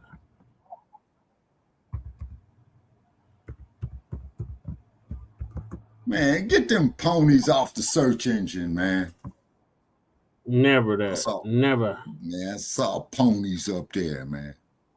It's Broncos all day, every day, Shabaka. Hopefully they have a losing season. We're at 500 now. Y'all need to get worried about getting out. You're doing it. Yeah, y'all doing a hell of a lot better than these damn masqueraders out here. Shit, lost my support. And shout out to Amy Goodwin because she's been doing this job here for at least 40 years that I know after being of. indicted on federal corruption charges. In recent weeks, Right, at least he's full of 7 shit, senior man. city officials have also resigned, Yeah, he is. leaving the city government in a state of crisis. This comes a year before New Yorkers will vote to pick the next city's mayor. Adams has vowed to run for re-election, but opponents, including fellow Democrats, are lining up to run against him. We're joined now by New York Assembly member Zohran Mamdani, who is just announcing he's joining the race. He is a Ugandan-born Democratic socialist who was elected to the New York State Assembly for... I wonder what Idi Amin would have to say about his ass being a Ugandan. I wonder what Big Daddy I know would Shabaka. say. Like, he'd be mad as hell. He'd be rolling in his grave, Shabaka. Yeah. I said the same thing. I was like, what? Watch, y'all gonna hear he gonna talk about he was named after Kwame Nkrumah. He gonna quote MLK. Okay, has he made any mention about Brother This Malcolm? is Democracy Now!, democracynow.org, the War and Peace Report. City Mayor Eric Adams announced Sunday he's dropping out of the mayoral race. This comes after President Trump and New York business leaders pressured Adams and Republican nominee Curtis Sliwa to drop out in order to narrow the race and help disgraced former Governor Andrew Cuomo beat the Democratic candidate, Zohran Mamdani. The Democratic Socialist Assembly member shocked the political establishment when he trounced Cuomo in the Democratic mayoral primary in June. Cuomo is now running as an independent. Last September, Adams was indicted on federal bribery charges in a scheme spanning nearly a decade. Prosecutors allege Adams engaged in a long-running conspiracy in which he solicited and knowingly accepted illegal campaign contributions from foreign donors and corporations. In exchange, Adams allegedly helped Turkey's government open a new 36-story consular building near the United Nations here in New York without a fire inspection. Trump's Justice Department dismissed the charges earlier this year in what was seen as a quid pro quo in exchange for Adams implementing Trump's crackdown on immigrants. President Trump reportedly considered offering Adams a position in his administration, possibly ambassador to Saudi Arabia, if he dropped out. If elected, Zohran Mamdani would become New York City's first Muslim mayor. He was born in Kampala, Uganda, moved with his family to New York at the age of 7 as the son of the renowned academic and author Mahmoud Mamdani and Indian-American filmmaker Mira Nair. On Sunday, Democracy Now!'s Nermeen Sheikh and I sat down with Zohran Mamdani in our studio. An hour after Eric Adams announced his withdrawal from the mayoral race, as polls show Cuomo is well behind Mamdani. Well, today we're joined by the man President Trump does not want to become mayor of New York. That's right, Zohran Mamdani. He's in our studio to talk about this breaking news and more. Zohran Mamdani, welcome back to Democracy Now! It's great to have you with us. Respond. The significance of Adams dropping out of the race, does this surprise you? You know, it is something that has been rumored for quite some time that this would be the month, this would be the week, this would be the day, and today we've finally seen it. Yet it is also an encapsulation of so much of what has characterized Eric Adams' mayoralty, is decisions at the behest of Donald Trump and his billionaire donors and at the expense of working class New Yorkers. And what we see in this moment is very much what we saw the day we started this campaign on October 23rd, a necessity to finally stand up to the days of big money and small ideas being what characterizes City Hall and instead delivering for the very working class New Yorkers that are being priced out of that same city. Well, let's go to what Eric Adams had to say in a 9-minute video message announcing his decision to drop out. New York Mayor Eric Adams did not mention you, Zohran, or Andrew Cuomo by name, but he said this, which has been viewed as criticism of your campaign. Major change is welcome and necessary, but beware of those who claim the answer to destroy the very system we built together over generations. That is not change, that is chaos. Instead, I urge New Yorkers to choose leaders not by what they promise, but by what they have delivered. So, Zohran, your response? Well, you know, I am not surprised to hear any of these critiques or points from Eric Adams, because it is Eric Adams' mayoralty that has delivered us with a city where 1 in 4 New Yorkers are living in poverty. And in that same video, he diagnoses what the issues are that New Yorkers face. He speaks about the necessity of lowering costs, of improving quality of life, of keeping New Yorkers safe. And I don't contest the diagnosis. I contest his delivery, however. This is a mayor who raised the rent by 12% on more than 2 million New Yorkers, a mayor who priced New Yorkers further out of childcare, a mayor who has time and time again exacerbated a cost of living crisis, whether by raising the water bill or supporting Con Edison when they wanted to raise gas and electric. And so I wouldn't take advice on addressing that same crisis from the man who's been inflaming it time and time again. Well, could you say, Zohran, what do you think the impact of his dropping out will have on your electoral prospects? I think it's very much the same race. We have seen over the course of this race, especially in the final weeks and months of the primary, that Andrew Cuomo wanted nothing more than a one-on-one fight with me. And we gave him exactly that, and then we beat him by 13 points. And we continue to be just as confident. And yet what separates us from these other candidates is that we're not focused on them. We're focused on New Yorkers. New Yorkers deserve leadership that is thinking about how to benefit the people of the city. And too often politicians, be it Andrew Cuomo or Eric Adams, the meetings that they have or the phone calls with someone like Donald Trump, they're only speaking about themselves. It's time to actually think about New Yorkers. So in the New York City mayoral race, the Republican nominee who's still in the race, Curtis Sliwa, says at least 7 wealthy individuals have offered him money to end his campaign. He says he's going to stay in the race.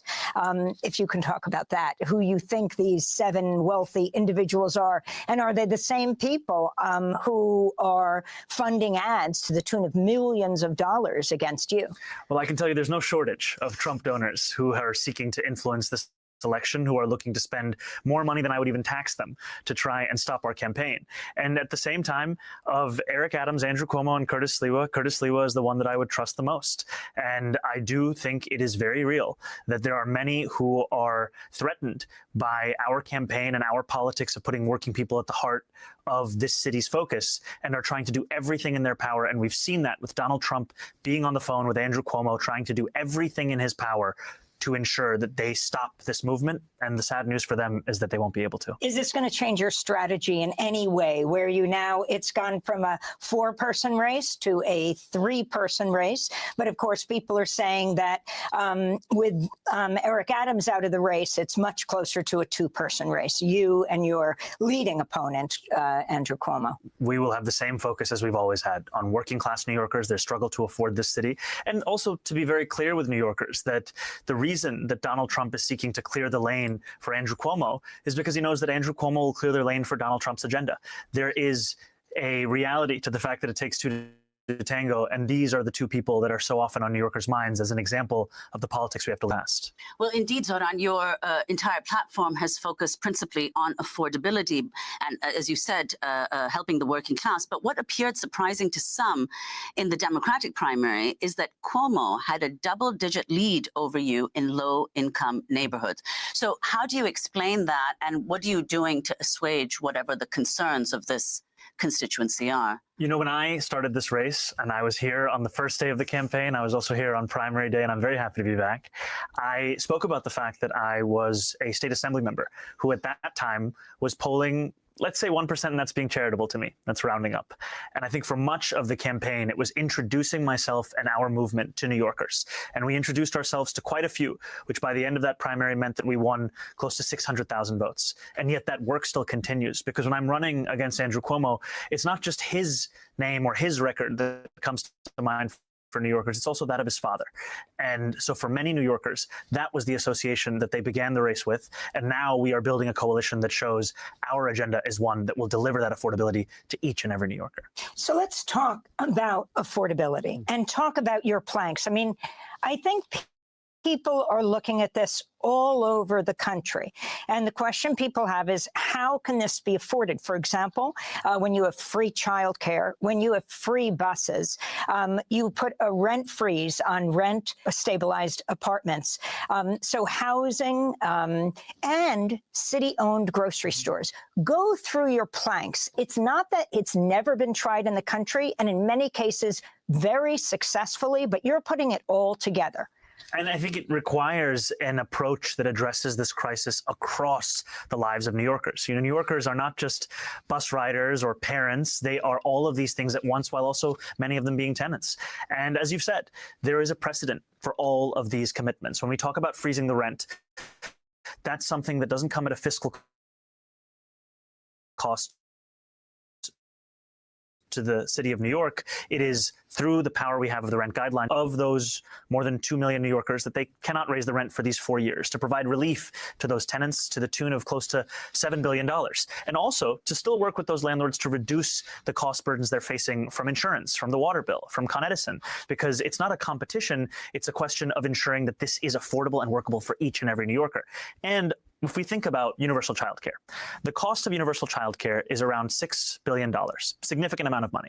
Has to be put in a context of a $116 billion municipal budget, more than $250 billion state budget, and also the context of the fact that it's costing us nearly 4 times as much to not have affordable childcare. And what I mean by that is, a few years ago, there was a study of the economic costs of that lack of affordable childcare, and it found it close to $23 billion, because it is, after housing, the leading cost pushing New Yorkers out of the city, which makes sense given that it's $25,000 a year for a New Yorker to find childcare for their one kid. And so this is an agenda that delivers on that, and it's one that also understands when you are faced with these costs, you are faced with a political choice. And it's a choice I believe we have to make for working New Yorkers, and I think that there are 2 clear revenue streams to raise the money necessary to fund this. And that is? That is raising personal income taxes on the top 1% of New Yorkers, that's New Yorkers who make $1 million or more a year, by 2%, and raising the state's top corporate tax rate to match that of New Jersey. Together, those two initiatives would raise $9 billion. I think they're the most straightforward, productive means of doing so.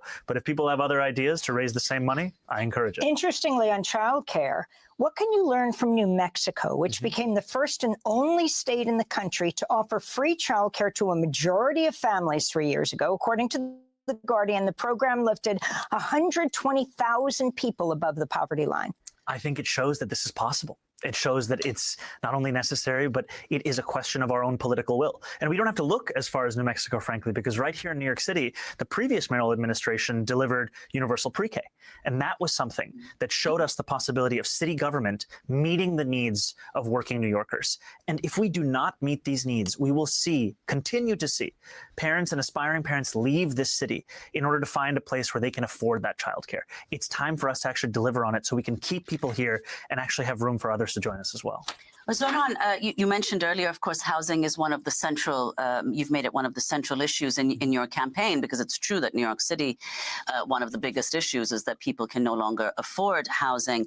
You're focusing in particular on deed theft. If you could explain what it is and your plans to create an Office of Deed Theft Prevention. Absolutely. You know, the affordability agenda we have is one that doesn't just speak to tenants, it also speaks to homeowners.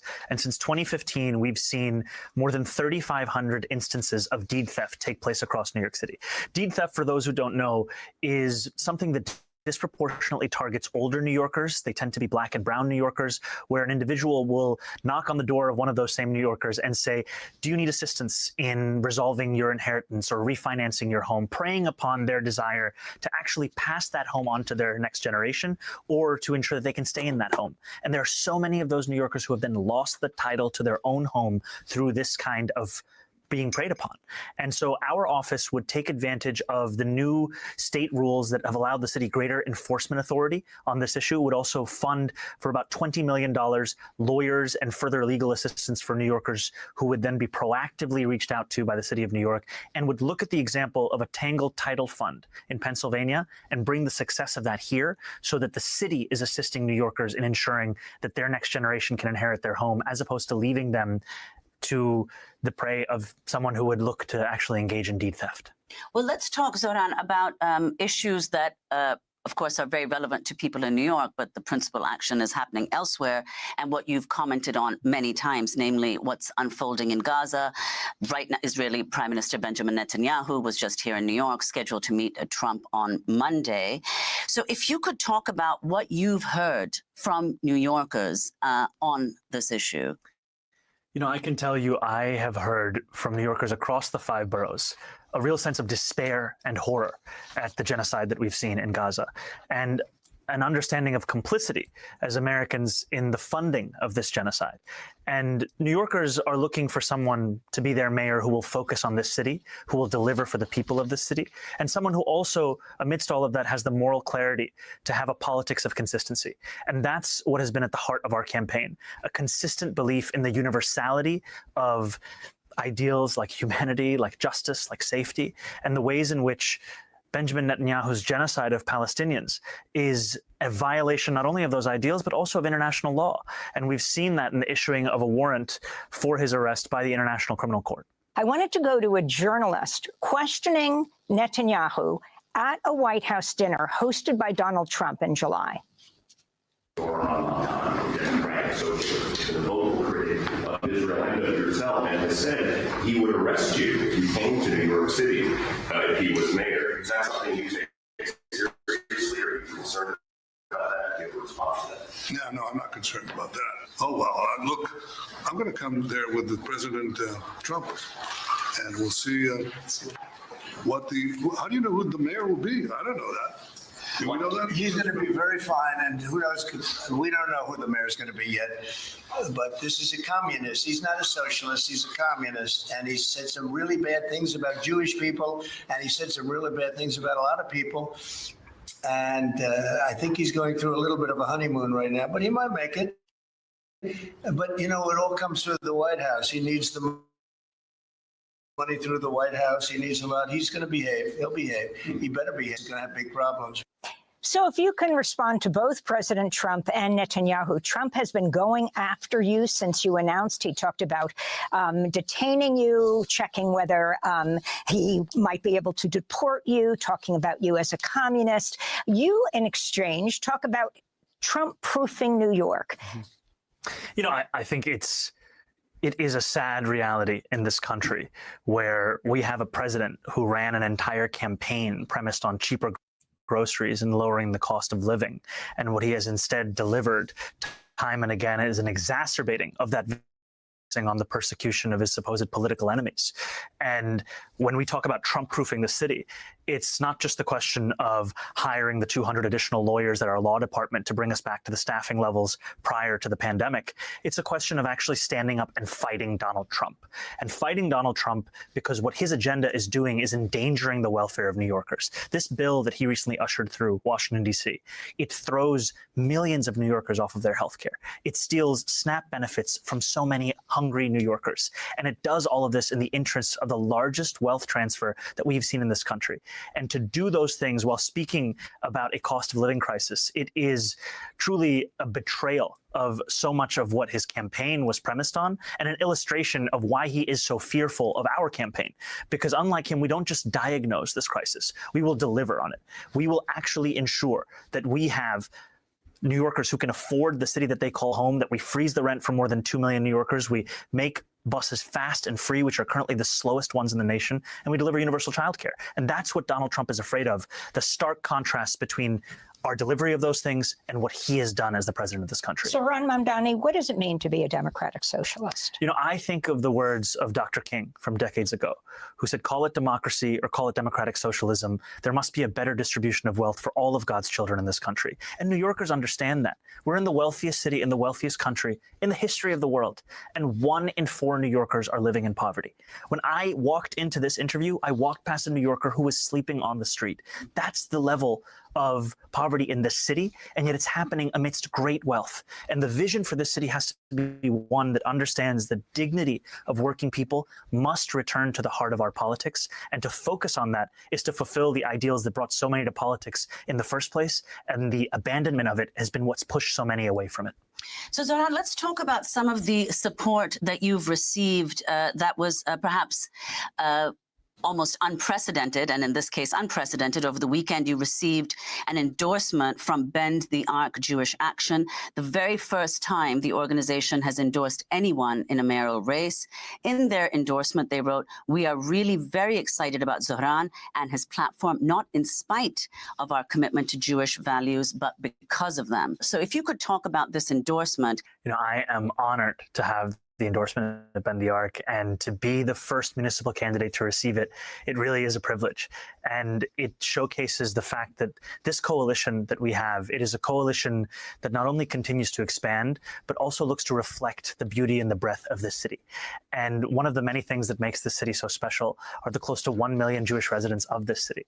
And I take very seriously my responsibility and my opportunity to not only protect Jewish New Yorkers, but to celebrate so much of what they have brought the city and so much of what it means to be a city with such a thriving community. And I think of this period of the High Holy Days as one where our politics and our politicians would do well to learn from the lessons of these very holidays that seek to impart a reflection on what the prior year has been, an atonement, and a real level of humility as to what it means to lead. And that is the kind of lessons that I hope to learn in delivering leadership to this city. I was getting messages from congregants at Rosh Hashanah when you went to a synagogue then, and also hearing about the reports of a woman handing you stickers she'd made with a picture of bagels and lox and a message urging Jewish voters to support Mr. Mamdani. And on the stickers it said, "Reject the smear campaign, join the schmear campaign." Yes, this is very creative, and I think it's a reflection that for all of the fear-mongering that we've seen in this race,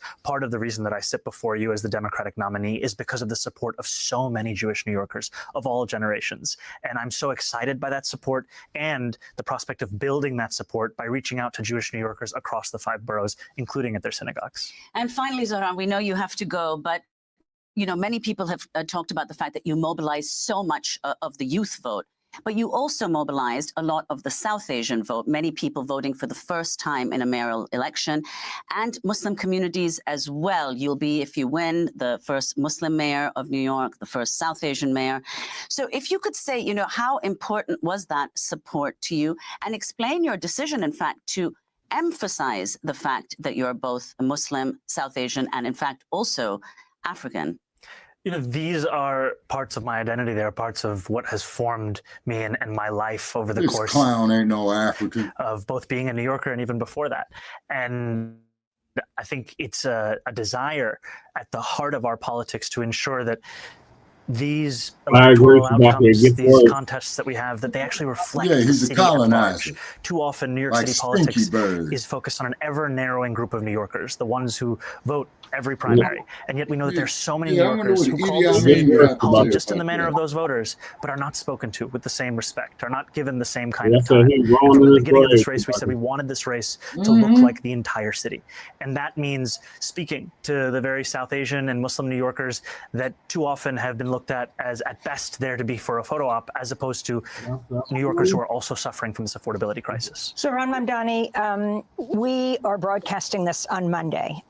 We spoke to you on Sunday, right after Adams said he's pulling out of the election campaign. We also spoke to you the day after he was indicted on corruption charges. Of course, Trump would dismiss those charges later.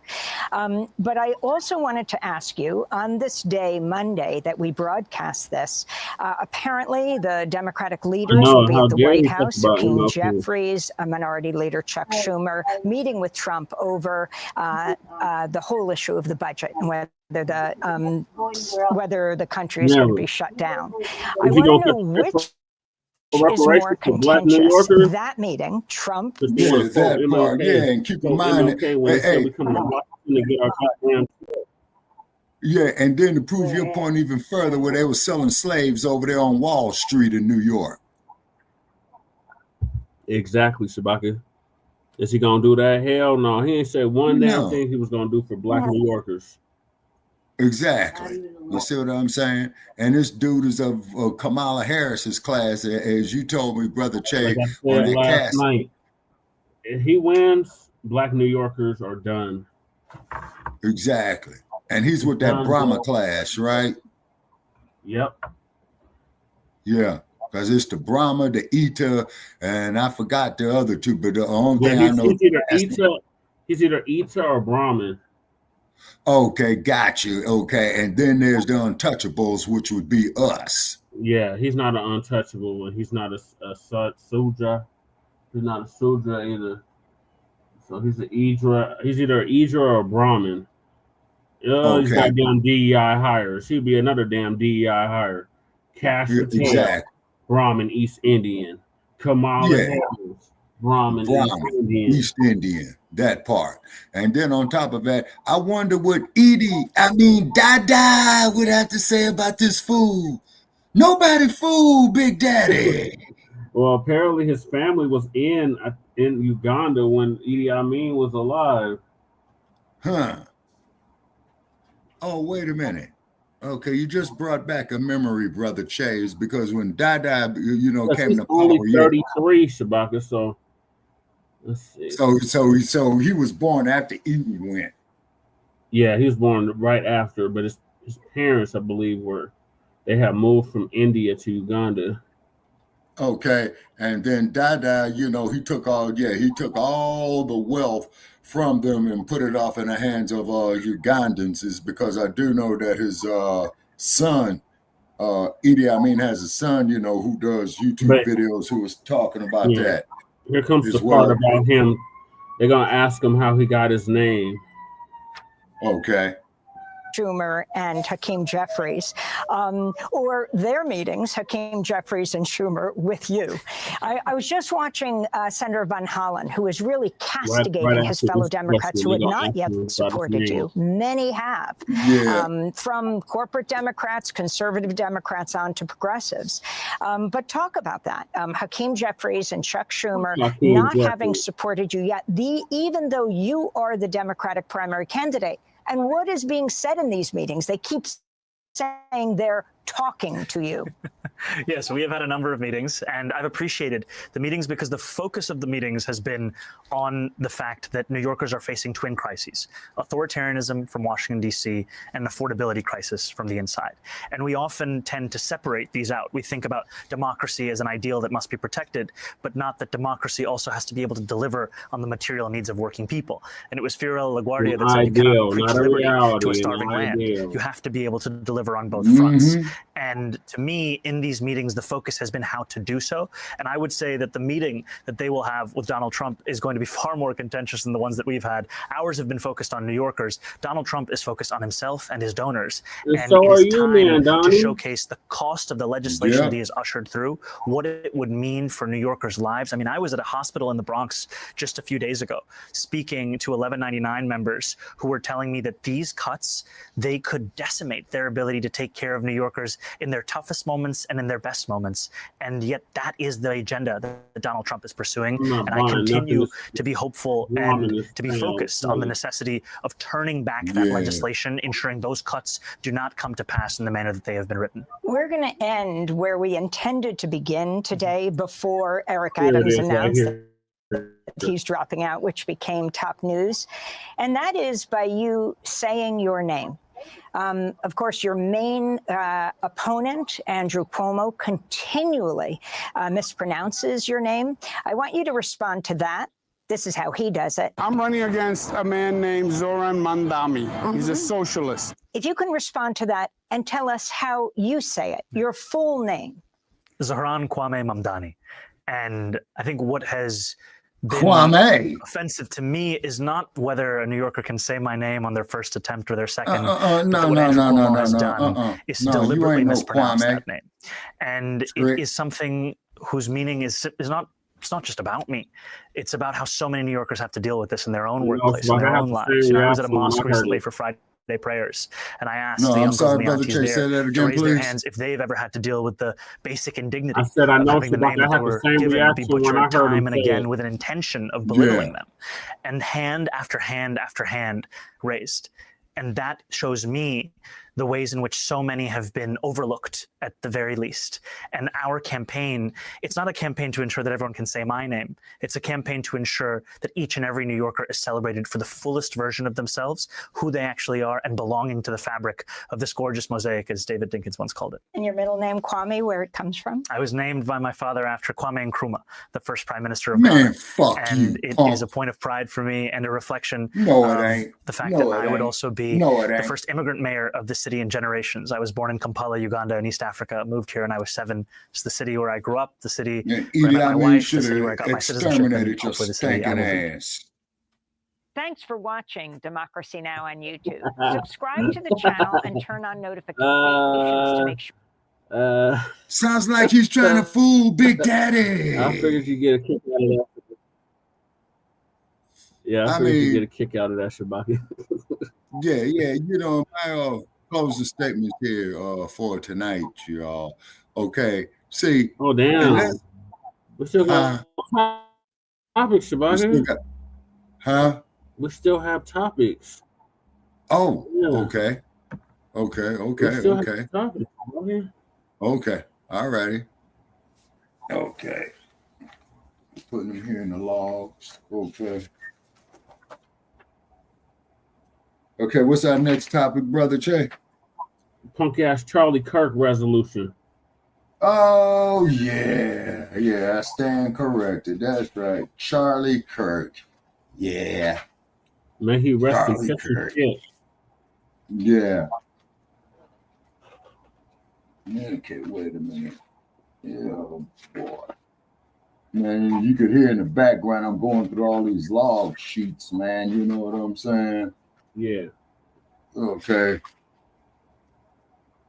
Yeah, let me check the other book. Okay, Charlie Kirk. Okay. Yeah, old Charlie. Yeah. Well, anyway, let's get on there with old Charlie Kirk. Okay. And for you Kirksters out there, Scotty beamed him up. And for you Kirksters, please comment in the chat room of how you feel about white-on-white crime, in which Charlie Kirk was a victim of white-on-white crime. Right. While all he did was talk about black on black crime and denigrated the black community and mocked every victim of police brutality, of every black victim of police brutality. Going and made derogatory. Going all the way back to Trayvon Martin. Yeah, my God. Yeah, and whatever happened to that fool Zimmerman? He's still in Idaho High now, getting protection from the police and the white supremacists. Oh yeah. Old Mark Furman's new hometown, Idaho. Yeah. Yeah, he's out there with Mark Furman. Yeah. And those are the ones that are talking about, I'm a Christian, I'm not racist, I don't see color. Yeah. He don't see color. And then for Negroes who don't see color, you could best believe color sees our black asses, and that's for real. Right. Every time we look in the mirror, we see goddamn color. Yeah. I don't see color. Yeah. We're all the same. No, the fuck we're not. Exactly. And this isn't hatred. It just means is that we place an emphasis on our heritage, as you say, Brother Che, around this whole damn planet. Yep. So your friends, the Democrats, I'm being facetious. They're not our goddamn friends. Neither the Democrats or the Republicans are our friends. Two sides of the same coin. But the so-called friends of Black America, the Democrats, voted in favor of Charlie Kirk Resolution. Legislation and resolution. Oh my God. Honoring he's not even a suspected white supremacist no more. He is and was a racist white supremacist. He was the modern day David Duke. Right. And what was the other dude's name? It was Lee David Duke, George Lincoln Rockwell. No, it was I mean, we'd be here all night naming white supremacists, but it was one in particular. It was Lee Atwater. Yeah, Lee Atwater. He was the modern day David Duke and Lee Atwater. Yeah. Oh, and you want to hear something funny? I was on social media talking with one of these idiots, right? And this idiot is going to tell me that George Washington invented electricity. Now, let me just show you. I thought they tried to give that to Ben Franklin. No, Benjamin Franklin did. See, there's a difference between an invention and a discovery. Because Ben Franklin, who was a drunk, he went out there, flew his kite in a thunderstorm and put a key on his hand on the kite string, right? Okay. So, and as you know, the word Zulu translated into English means lightning and thunder. Okay, a brother who was a Zulu told me this. Okay, so what had happened was when the heavens lit up Ben Franklin and he got a shock, right? So that's a discovery as opposed to an invention. Now, an invention is what so many of our they had electricity in ancient Kemet. These cockers they ain't invent discover nothing. Okay, so we discovered electricity. Yes. Okay, I stand corrected. You know, I'm not the most brilliant motherfucker there is, you know what I'm saying? Okay. Yeah, them motherfuckers didn't invent or discover a damn thing. The only thing they invented was the patent office. Right, to steal people's intellectual property. Yeah. Yeah. And weapons of mass destruction. Exactly. You see what I'm saying? And then what did the Queen Mother say? Revolution is love. We must make weapons of mass love, not destruction. Right. That's what we used to play on Shabaka'S Blacc Experience Enhanced on Blogtalk Radio.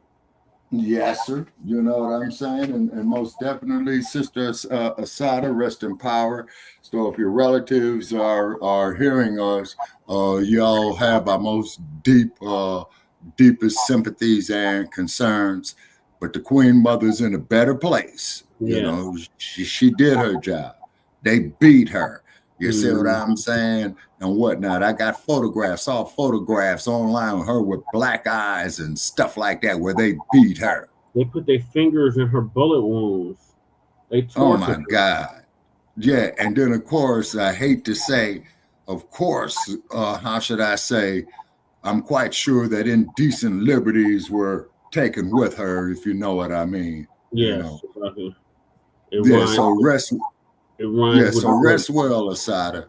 Rest well. And I salute you, sister, you know, for a job well done, considering the circumstances and the torment that you went through. So if any of her loved ones, family members for taking her in, shout out to the Black Liberation Army for breaking her out, and shout out to taking her in. And shout out to Raul, his brother, when Fidel transitioned, his brother Raul took power, and he had made it clear. Shame on old Sambo. Sambo, exactly. Yeah, and then old Sambo was going to go down there and try to open up relations with Cuba, and Raul told him, "No, man, Queen Mother, you know, she's got asylum here. We're not giving her up." And he raised the bounty to $2 million on her head. And that fat ass Doug Christie of New Jersey and punk ass Trump said it was kill on sight. Yeah. And then keep in mind, even if she would have set foot in Puerto Rico or the U.S. Virgin Islands, right, or any American territory and or state, she was to be shot and killed on sight. And fuck you tellers that talk about, well, she was so much for Pan-Africanism and African liberation. Why did she go to Cuba? She went to Cuba because at that time they were taking in political prisoners. Right. Exactly. You say so fuck you tellers. That's disrespecting our Queen Mother. But let's get back to this Charlie Kirk racist white supremacist and what the Republicans and the Democrats did last week in regards to that bastard. Okay. All right.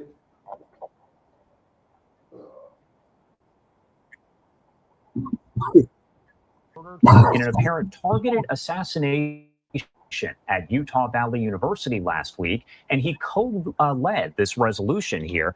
Congressman, thank you so much for taking the time to join us once again. Thank you, Congressman. Thanks for having me on, and so sorry that we have to even engage in this way, but this tragic loss can lead great opportunities for us to reflect on how we approach civic engagement, and we should do it respectfully without violence. And I did want to ask you here the purpose of the legislation itself. This is literally coming from this is coming from the most violent people in the history of the planet. Mm-hmm. And Utah is a Second Amendment state. Mm-hmm. And Utah is a Klan state, a Republican state, a lily white supremacist state.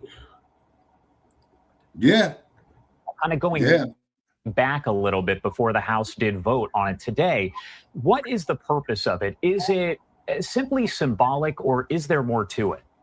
There's always more to words. The point behind that is words as ancient as time have set a standard for people, and that includes ancient writings like the Bible, as well as things like the Gettysburg Address. Y'all twisted up and made justify our enslavement. So fuck you and your Bible.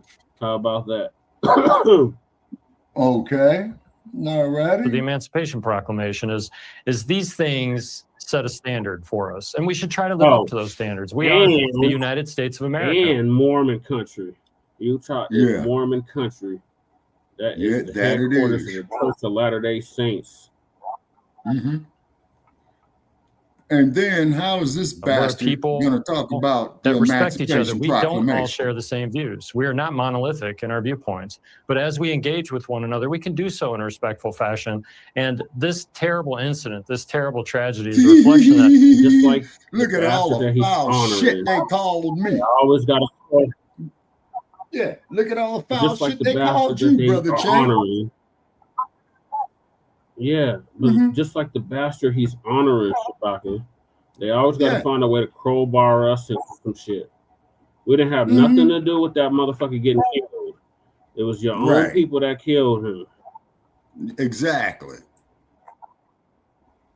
Just like when they had the there massive are some people shootout, that man, believe of white civic supremacy against engagement each should other on not be the way Interstate to 15. approach things, that violence is the way that we should approach it. And I and my people and the United States of America, the vast majority of our citizens, utterly you said it right, my people. Yeah, your people is right. Yeah, exactly. The Bristol, Mayo, Sun, Dodging people. Sun Dodgers, yeah. Yeah, I like that term, Sun Dodgers. Yeah, Sun Dodgers. Yeah. Reject that premise. I wanted to ask you about the reaction here as 58 Democrats did vote against this legislation, this resolution. Your thoughts on that overall? Well, it's disappointing. We've seen a number of people that celebrated the death of Charlie Kirk, and should have been more than that. All the motherfuckers should have voted no if they really gave a damn about black people. That part. Fuck. But however, in though, these I cases, will say one thing. Once again, I there are did some like people who Robert can't get Redford their and Butch minds Cassidy around with the fact that Sundance Kid. Charlie Kirk was an individual that debated vigorously and he loved completely. There was nobody that he intended to harm in his debates. He always wanted to just have that civic discourse. And the fact that some of my colleagues lies on top of more lies. What was it? It was a Napoleon. I said you tell the lie long enough, they'll start believing it. And you just keep the same lie over and over and over and over again. Okay, and then when you lie, you got to remember your lie. Straight, blatant white. He didn't harm nobody. He literally mocked the death of every black person that was killed at the hands of the race soldiers. Exactly, and then he had the audacity to say, all of them. He disrespected every last one of our civil rights leaders.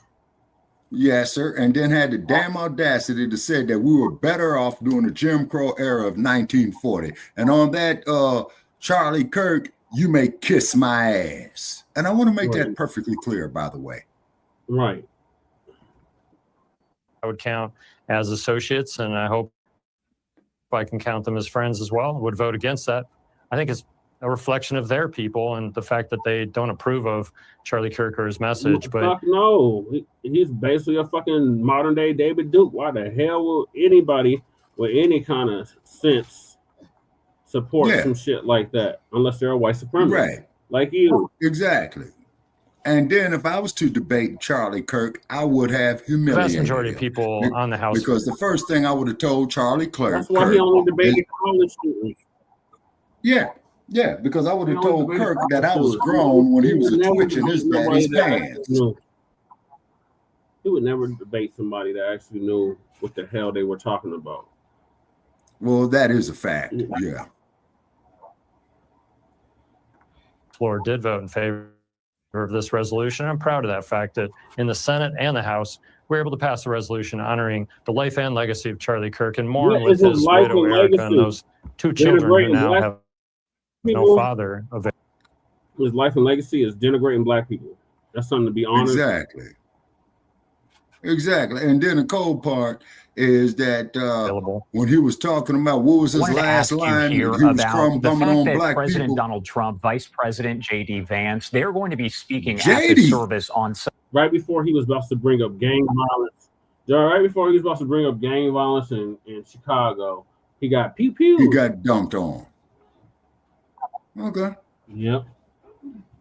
He was asked about transgender shooters, and instead of answering the question, he was going to deflect to gang violence in Chicago.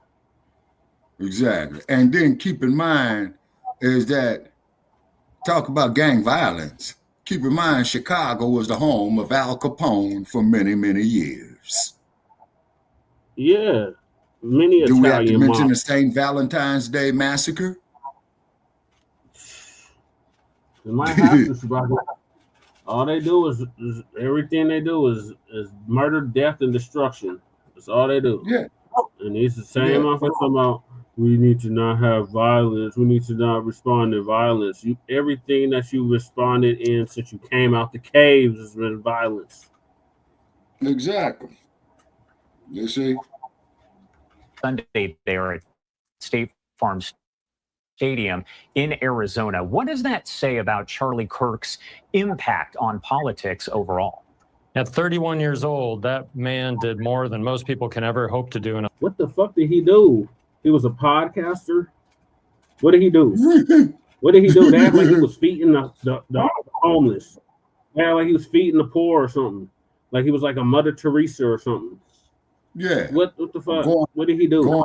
All he did was denigrate black people. That's all he did. Exactly. And justified every unarmed black citizen that was murdered by the police. And then keep in mind, he didn't say nothing in favor of Fannie Lou Hamer. You know, may Fannie Lou Hamer rest in power. He disrespected all of our civil rights leaders, Shabaka. Yeah. A lifetime, man. The fact that our president of the United States, as well as the vice president, have over the past 9 days since this terrible event has happened, that they've over and over again said how impactful Charlie Kirk was on them. And the other interesting thing is how impactful Charlie was on people who are not president of the United States and vice president, people who are average citizens who respect the fact that Charlie Kirk is the reason why. Rank and file white supremacists. Get it right. Get it Facts. right. And Facts. And tellers that want to get in line and get in bed with white supremacy. That's it. Yeah. They engaged in civil discourse and politics. And I applaud Charlie Kirk and the effort he made to bring young people into this really important arena where we can debate and discuss these ideas. So it is a great thing that President and Vice President are showing up to this. What ideas? White supremacy? Well, what ideas? And when you ask your stupid ass supporters these questions, they have no answer. They're like, all you have is some clips that's been some video. Yeah, trying to get their lies straight. That's what I call trying to get their lies straight, Brother Che. Yeah.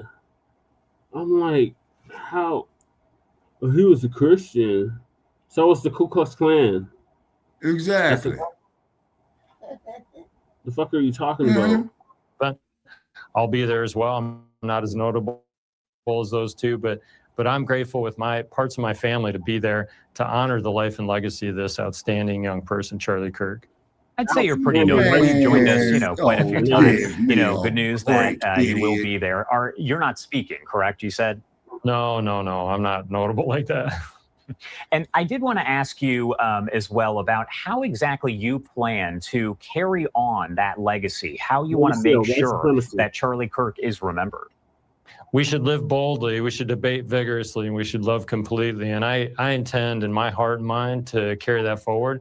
I have always been the sort of person from my early training in the scout program that I was in and through my religious upbringing, I've always felt like we should love our enemies and bless them that curse us, and that even when people are utterly disrespectful, that we should still try to extend. Your boy was utterly disrespectful.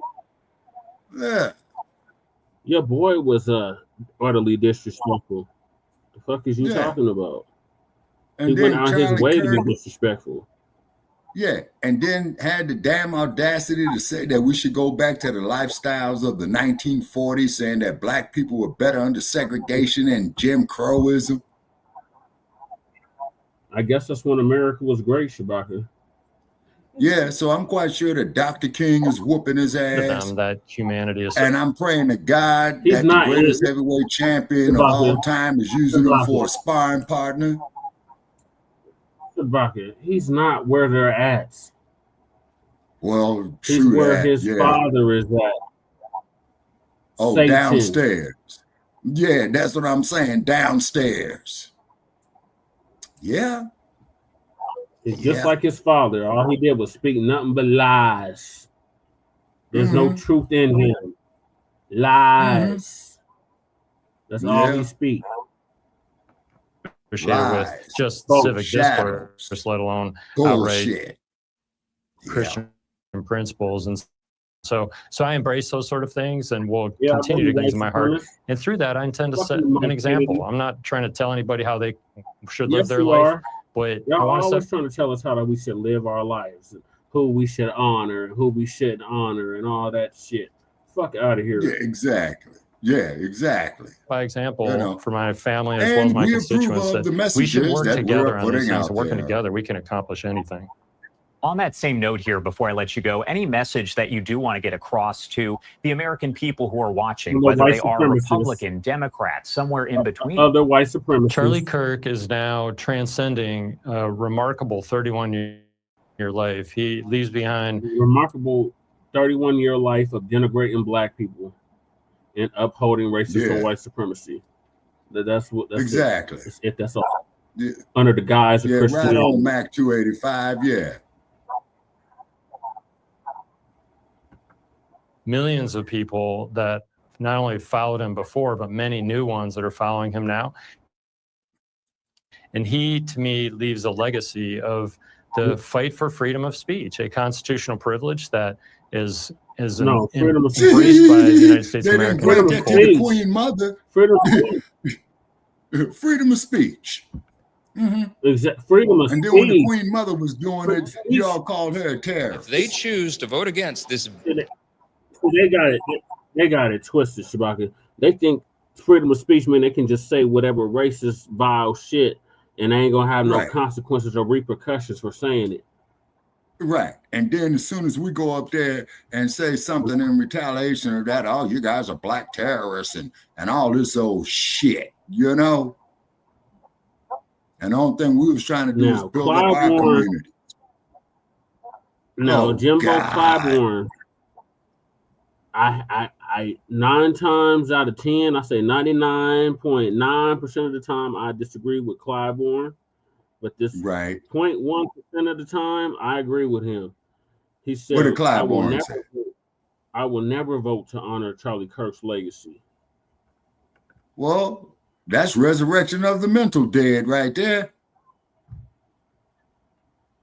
I'll tell you one thing we do know, though, is that when Melissa Hortman, the Speaker of the Minnesota Legislature, was shot, there was a commemorative resolution in the Congress, and every Republican voted for it. Right. When Charlie Kirk was assassinated for his political beliefs, there were 58 Democrats. That's not why he was assassinated. He was assassinated because he was speaking against a certain segment of the Mayo population. That's why he was assassinated. The dude that shot him even said it. He said, it's my opportunity to take him out, and I'm going to do it. Because he's speaking against my lover, my roommate, who's a transgender.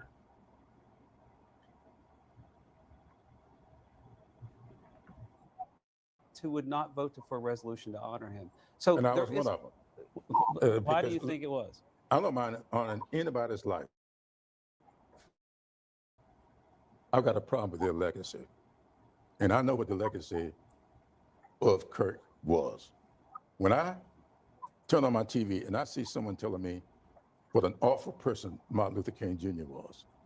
When I see somebody telling me, if I get on an airplane and there's a black pilot, I begin to wonder, is he qualified? What does that mean? Those that part out of his mouth. That's not. Yes, he did. That is what he said. That's exactly what he said. Yep, just like that goddamn man culture. This has been well litigated and well developed. He was about affirmative action. Yep. And so what's wrong with affirmative action? No. Look, you're telling me that when I came out of college and couldn't get a job, that was because I was not qualified? That's not what I'm saying. But what are you saying? What I'm saying is Charlie Kirk is very clear. If these companies openly say that they have to somehow fill a quota of people, whether it be a race or gender, not based on merit, but based on their race or gender, the obvious should be clear to everyone, which is If anything was based off of merit, Black people would be at the top of the food chain in America and worldwide. The fuck are That y'all part. talking about? They kill me with that shit. Yeah, and then on top of it too, this is why the dump is stating how he honestly feels about getting rid of DEI. You get rid of DEI, Black companies do not have to hire these mayonnaise people. because of the bar that the corpus type of DEI hiring, then you have to wonder, is it because of their race or their gender? Can I just... That's not what it is. That's not what it is. Hogan, why would you? Oh, Abby Filler. Yeah, I mean, why would you have to wonder that? The only reason you would wonder that is if you're inclined to believe that nobody can be qualified if they are Black and brown going into those roles. And also, but here's one other thing that I think is just a factual dispute with what you're describing. You're suggesting that the standards are lower for people of color filling these roles when there is absolutely the exact opposite. No evidence. The exact opposite. No, but that's what you said. No, it isn't. Hold on, Hogan. You said that they are only getting these jobs because of their race or gender, That's not what I and said. not because they Yes, are you did. So are they qualified? Yes, you did. You're talking out of both sides of your mouth, trick. Is a pilot sitting in a hold on, Hogan. Is a pilot sitting on an airplane? Get his ass, Abby. Whether he's Black or white or a woman or gay or lesbian, if they are sitting in that seat and they meet the FAA requirements for being in that seat, are they qualified? If they are qualified, I sure hope so. Are they? But you don't believe that they're qualified. That's not what I because said. What I said was, if the criteria was their race or gender, then how am I to know that's if the why I'm telling you, qualification is Hogan. there? That's not the That is qualifications, the stupid motherfucker. We had a president Oh, of the United States, Hogan, I don't Joe want Biden, you to came out and said, This is exactly how Charlie Kirk supporters are. Just like this. president. So when I noticed that that's what he said, that's not my fault. Joe Biden said it. You were in the White House when Donald Trump said he was going to put a woman on the Supreme Court, and then he picked Amy Coney Barrett. Is she not qualified? She is extremely qualified. Okay, so why is she qualified? Because she's white. But Ketanji Brown Jackson is not. He talked Because about she's white. qualification as well. What I'm saying is, in that clear directive from Joe Biden, in the clear directive from those companies, they are saying we are filling Let me ask. They're not even saying filling I'm the going to quota ask you with the most again because I think you have another opportunity to really think this through. I've thought it Donald Trump said, I am going to pick a woman to go on the Supreme Court. Oh, you know what? Let me give you another one. So should he not have George H.W. Bush said, I am going to pick the Supreme Court. Are those people unqualified? I want always the most qualified people to Are hold they those qualified jobs. or not? It depends on their wasn't a quota? qualifications. Answer the goddamn question, cracker. When you base it on race or gender, if you base it on qualification, if the person is hired as Black or a woman or whatever, it doesn't matter. Let me just ask you a direct question. It's the ultimate meritocracy. Is it okay for Donald Trump to have DEI quotas or not? It's not okay for anyone to have DEI quotas. So then why did he have a DEI quota, by your definition, for Amy Coney Barrett? He didn't. He said that was one of the selections. People said he should fill it with a woman. Okay. He said he was going to fill it with a woman, and he did. He did not only interview women for the job. Correct. Okay. So I'm sure Joe Biden didn't only interview men for Black women for the job. Joe Biden had said as he went in his search process, his short list would be all women of color, and they were. Listen, and they were qualified. That's not true. They were qualified. We're taking issue with the criteria. Brad, I just think it's you guys are misleading. I'm not gonna say you're lying. I'm just gonna say you're misleading about what Donald Trump said. The day after, Justice Ginsburg died, he said he was going to pick a woman to replace her. He said that. Okay, I'm not paraphrasing. That is what he said. By that standard, he should not have issued that as a criteria. All right. One more thing. Justice Thomas, who I'm sure you love. You love him, right? Sure. He was chosen to replace a Black Supreme Court justice, in part because he was a Black man. Who is more qualified? I don't know if any of them. Okay. Well, I've checked. She served as a federal judge for way longer. He actually didn't before she was put on the Supreme Court. No, false. He was on the D.C. Court of Appeals, Okay. the second highest. Well, court in she the served. land. She served. Yes. Recommended by the Yes. Bar Association. Yes. You cannot besmirch He was on there for. He was on there for a very brief period of time. He was served as a judge. We have never considered any nominee for Supreme Court who was on the D.C. Court of Appeals to be unqualified for the Supreme Court. I am not never suggesting. Never ever has that been I am said. not suggesting. You're saying Clarence Thomas was not qualified? I'm not. Actually, no, not. I am not. You just I am said not he was suggesting not that he's qualified. unqualified at all. You did. I am saying that he is qualified. Just the way that Ketanji Brown Jackson is qualified, just the way that Amy Coney Barrett you is qualified. said he was less qualified. No. than Ketanji Brown Jackson. I'm asking no, you. That's what you I'm said. saying about comparing their resumes. If you want to compare You their said resumes, he was less one of the qualified things than that her. Charlie Kirk said was that was that Ketanji Brown Jackson, you know, if she says that she was affirmative action pick, then what she is saying is that she didn't have the brain processing power to get that job without replacing a white man. Look, But I'm asking you, if you objectively look at her resume, is that Smash on him, Abby. Oh, she's qualified for the Supreme Court. Okay, so then let's Work with him. Work with him, man. Work with him. let's leave What's it the at that, sister's because- name, man? Say that again.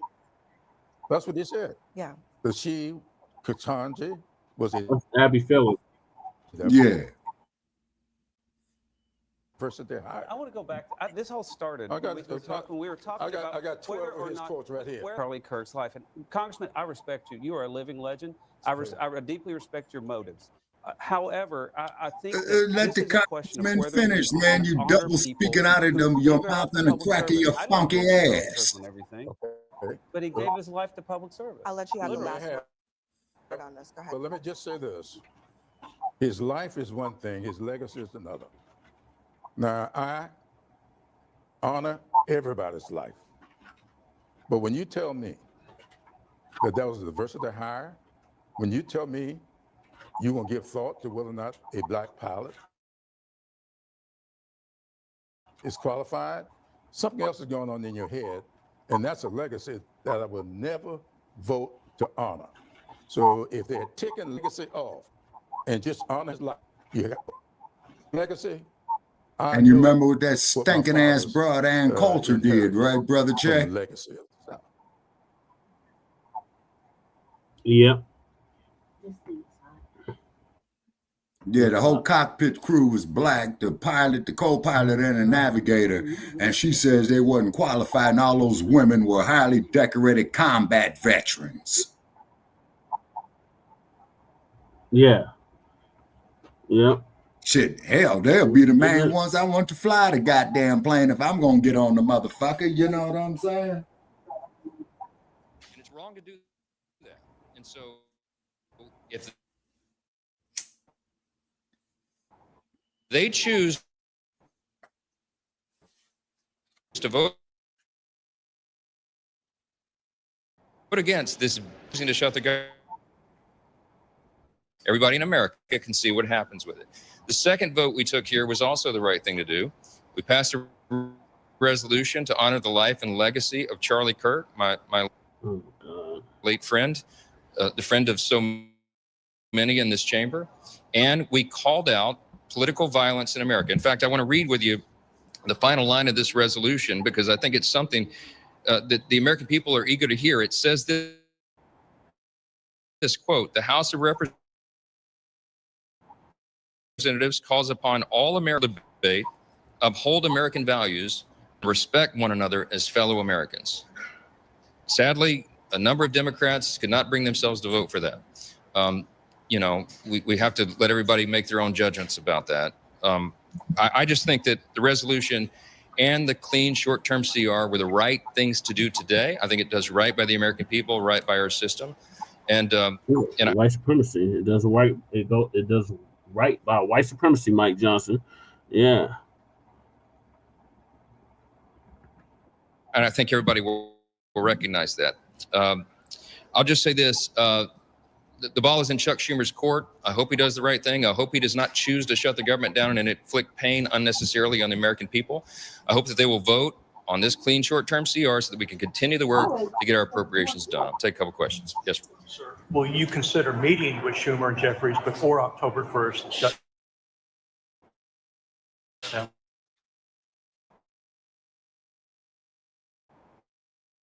Date? And why haven't you done so? I'm always open to meeting with anybody to get our work. He's never had a problem with it ever before, but now suddenly he does, and there's no rational reason for him to do so. So wasn't much for us to discuss. Now I do talk with Hakeem Jeffries, the Democrat leader here, routinely, regularly, folks that they should do the right thing so that we can continue in a bipartisan fashion to get the government funded. And they've chosen a different route, and I hope in the Senate they make a better decision. Yes. In the event of a shutdown, are you open to negotiating with Schumer and Jeffries, or are you just going to wait out to see if they pass? I mean, if Chuck Schumer's negotiation is that he wants to add $1.4 trillion in new spending, the answer is, heck no, we're not doing that. And we're not going to pay for health care for illegal aliens. That's against the law. We're not doing that. They're not being reasonable at all. A short-term CR is not a partisan exercise. We could have loaded this up with partisan provisions, but we're not doing that because we're governing in a responsible manner.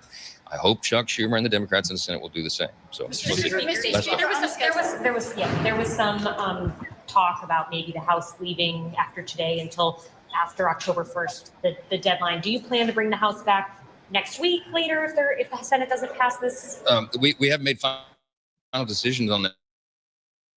There's a lot of discussion about it. The members have a lot of work to do in their districts, so we're always trying to balance those interests, work here and work in the district. We'll figure that out. But I'll just tell you, if Chuck Schumer intends to shut the government down, I don't see an easy route out of that. And there's going to be a lot of pain, and a lot of people will suffer from that unnecessarily. Think of it. We would not be paying our troops at a time of very serious conflict around the globe. And we could go down the laundry list of things that would happen, and I hope they don't do that to the American people. Thank y'all so much. Well, it already happened. Mike Johnson. I like how you just plays the blame game. Like, that's what they all do. I mean, but in hindsight, I don't agree with them paying for illegals either. I don't either. The main illegal alien in America is the European. Well, they're the original illegal alien, Shabaka. That's even better. I should have said the original main illegal alien. Or I should have said the original illegal alien in America is the European. Right. Yep. That is correct. That's correct. What's the latest? Is there any latest news? The government shut down. Are we still talking about it? No, they government shut down.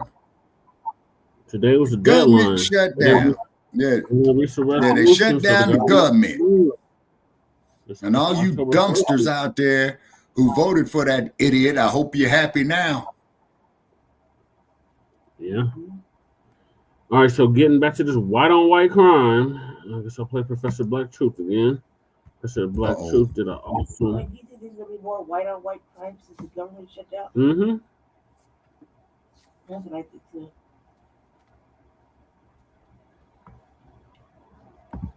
That's what I think too. Because they weren't happy already.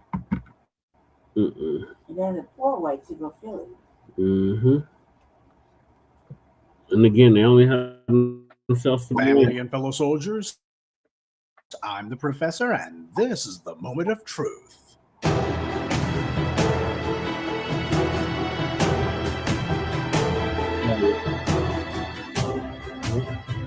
They all got before this.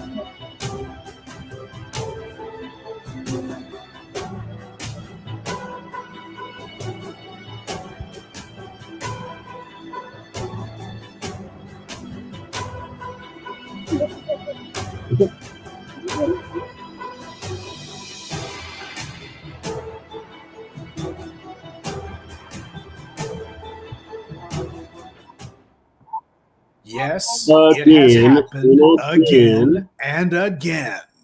That's 2 mass murders in less than 24 hours, one in North Carolina, the other one in Michigan. Now, since as we know in the black media, these kind of incidents don't get anywhere near the kind of white media attention that they deserve, so here's the recap on it. We are following breaking news overnight. At least 3 people are killed, 8 others injured after a gunman opened fire on a crowd in Southport, North Carolina. Police say the suspect pulled up to the waterside bar on a boat. People in the area were asked to stay inside their homes while police investigated, and authorities there say they do have a suspect in custody at this time.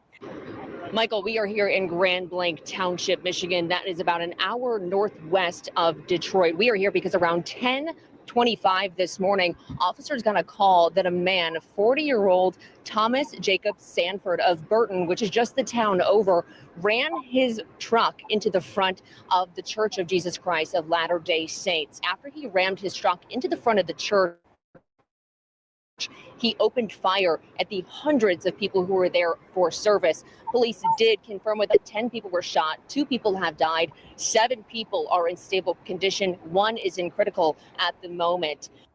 The mass murderer in North Carolina was arrested alive, no surprise, and no word on whether the cops chose to take him to Burger King first. As for the mass murderer in Michigan, that one amazingly was killed. Now, it seems to me like it was just the other month that there was a church attack in Michigan. Wait, that's because it was just the other month that there was a church attack in Michigan, and that one didn't take place in Detroit either, or Flint. It took place out there in the suburbs, on the outskirts, you know, where this kind of thing never happens, except that it keeps happening in those places. With 2 mass murders in less than 24 hours and the suspects being non-Black, you can already guess what the white media, hell, with the dominant society's analysis of this has been.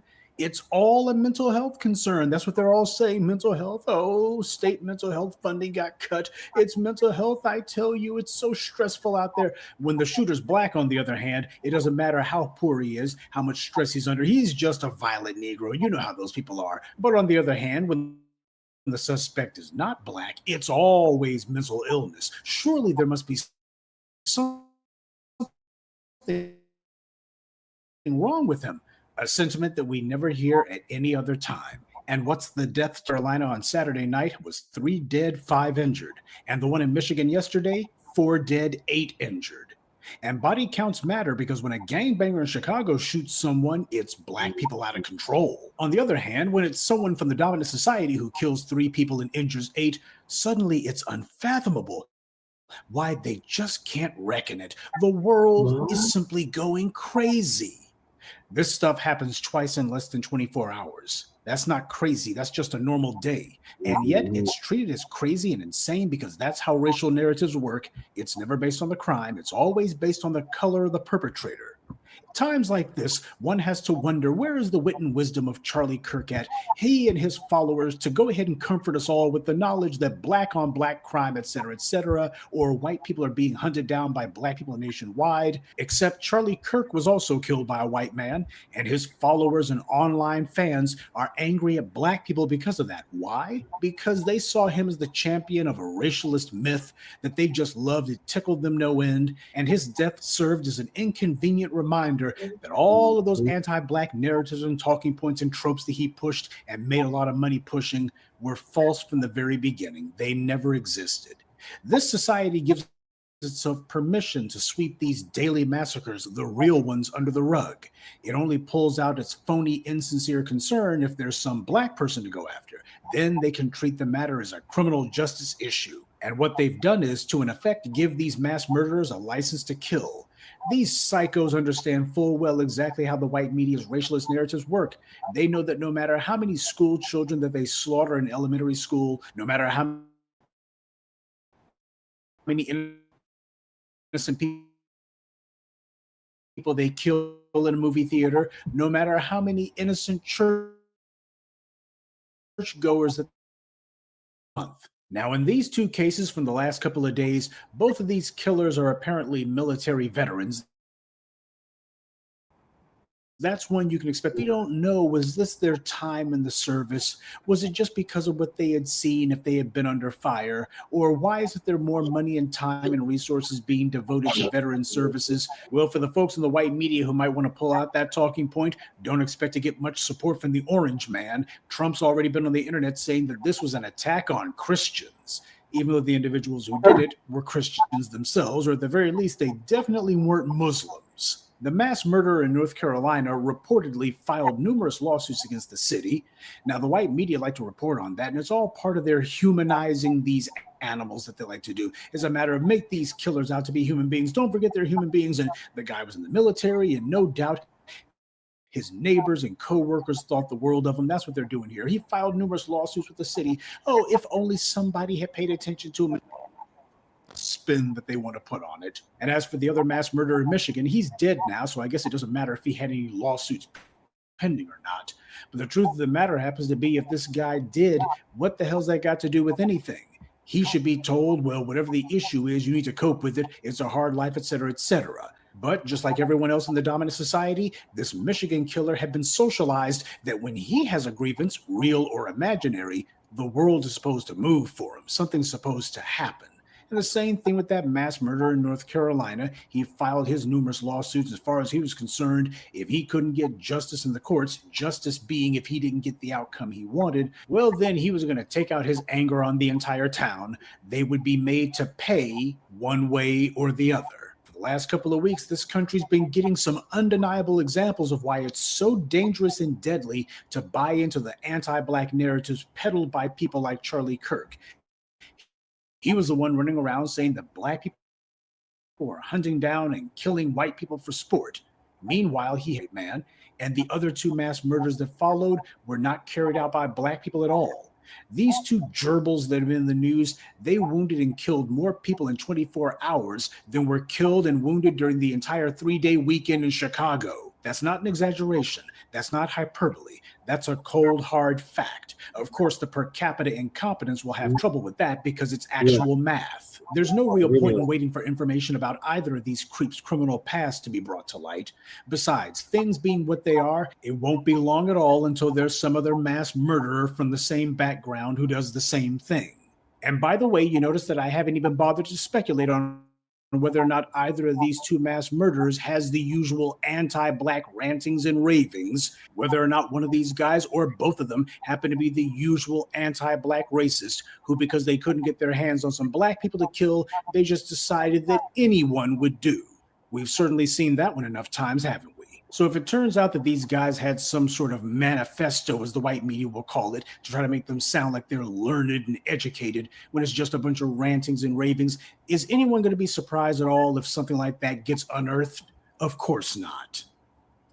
These crimes are allowed to happen. One thing's for sure, these mass murderers certainly couldn't be carried out like this if the dominant society decided they didn't want them to be. That's the reason why the orange man is sweeping this under the rug and saying, oh, this is just an attack on Christians. He simply doesn't want to be bothered. And he's not alone in that regard. And I'm sure that we'll have the usual bottom feeders who infest my comment section who will be whining and complaining. Come on, dude. Why is it that you're reporting on like this? Why do you have to talk about it that way?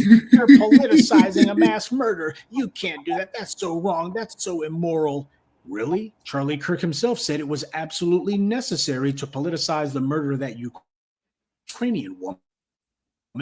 He didn't care about all of the thousands of Ukrainian women who had been killed in Russia, not by a Black man on a metro train, but by a white man in Moscow. Charlie Kirk predictably didn't care about the thousands of dead Ukrainian women killed by Vladimir Putin. And the reason why is their deaths were meaningless to him. They couldn't be used to serve his political ends. So the thousands of Ukrainian women who lie dead today, they're just collateral damage. They're simply a statistic. They don't matter. What matters is whether or not there's a way that you can use it as a means to attack the Black community, can use it as a springboard for yet another anti-Black policy. Because that's what they were teeing up before Charlie Kirk got murked. And Charlie Kirk himself couldn't wait to spread the lie that Black people were hunting white people and Black people were killing every white person in America. There's a ton of people in this world and in America in specific who have been socialized to believe that when they tell lies, especially lies about Black people, these are just victimless crimes. But the reality is crime. And if you make the mistake of actually believing them, then you might inadvertently wind up the victim of a crime, one that might not have seemed all that obvious to you, but which everybody else could clearly see coming. So, as unfortunate as these incidents have been, they're not surprising at all. This has become the American way. But then again, it always has been. And that being the case, Tragically, it won't be long at all before we have yet another headline just like this one, because you had yet another privileged psycho who this society decided to give easy access to firearms, but absolutely no access to accountability. And when you have a social climate like that, where there's already phalanx of individuals who are prepared to line up and give all kinds of excuses and obfuscations for this kind of thing, well, that makes it where everyone becomes nothing more than a target in a shooting gallery. But the people who make these excuses, they better be careful, because they have no idea which one of these lunatics they're giving the green light to go on a massacre. While it's true that these mass murderers may have a rich fantasy life, and in their own sick minds, they see their victims as being nothing more than object lessons, just targets for them to gun down to prove the greatness of their wrath or their petulance or whatever, the truth is that these politicians and these pundits who make excuses for them, they also live in their own realm of make-believe. And in their minds, well, the bodies that hit the floor will never be their own. At least that's what they tell themselves. But that's one hell of a gamble that they're taking. If they decide that they're going to roll the dice like this every single day, they can do that. But it only has to come up snake eyes once. Good day and be one. I'd like to take a moment to mention some of our contributors. Stephen 12, Michael McMillan, Mary.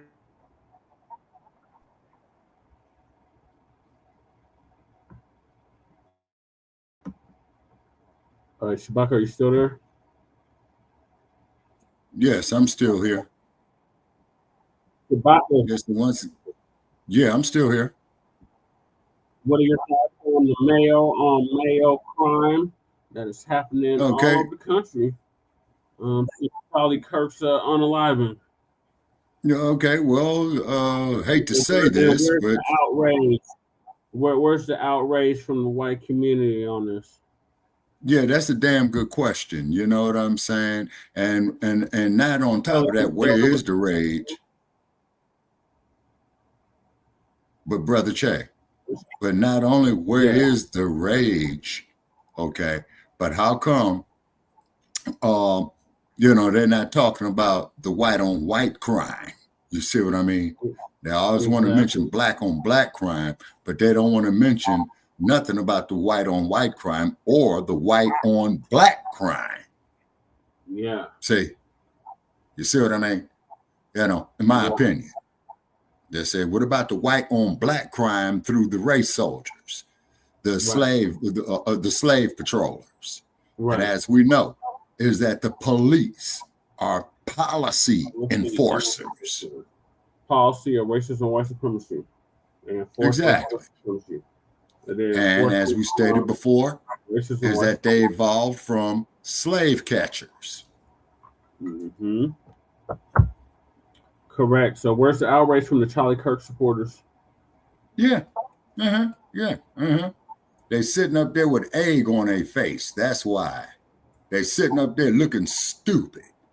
This is why they don't dare come see us, because they know that we will have them. Like you brought up earlier, Kazo. Exactly.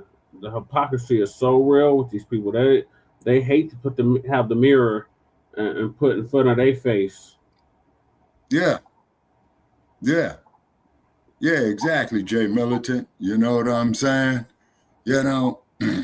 And Jay Militant, you finally came on, man. Yeah, okay, they're playing the Super Bowl, man, down there at Levi Stadium again, man, for next year. Yeah, and Bad Bunny's gonna perform. Bad Bunny, oh man, might as well go get the Easter Bunny. Hopefully, he don't wear a dress. Yeah, might as well go get the Easter Bunny. You know what I'm saying? Yeah, but where's the outrage from the Charlie Kirk supporters? Yeah, exactly. Yeah, we don't hear them. They so silent. You know what I'm saying? The reason why the Charlie Kirk supporters are not saying nothing, particularly here on Black media, because they know you would have them for lunch. Mm-hmm. I would have them for lunch. Jay Militant will have them for lunch. Yep. You see what I'm saying? Cool Keezy will have them for lunch. Lady Che will have them for lunch. All day. Oh yeah. Oh, yeah. See, they don't want to service that dish. No.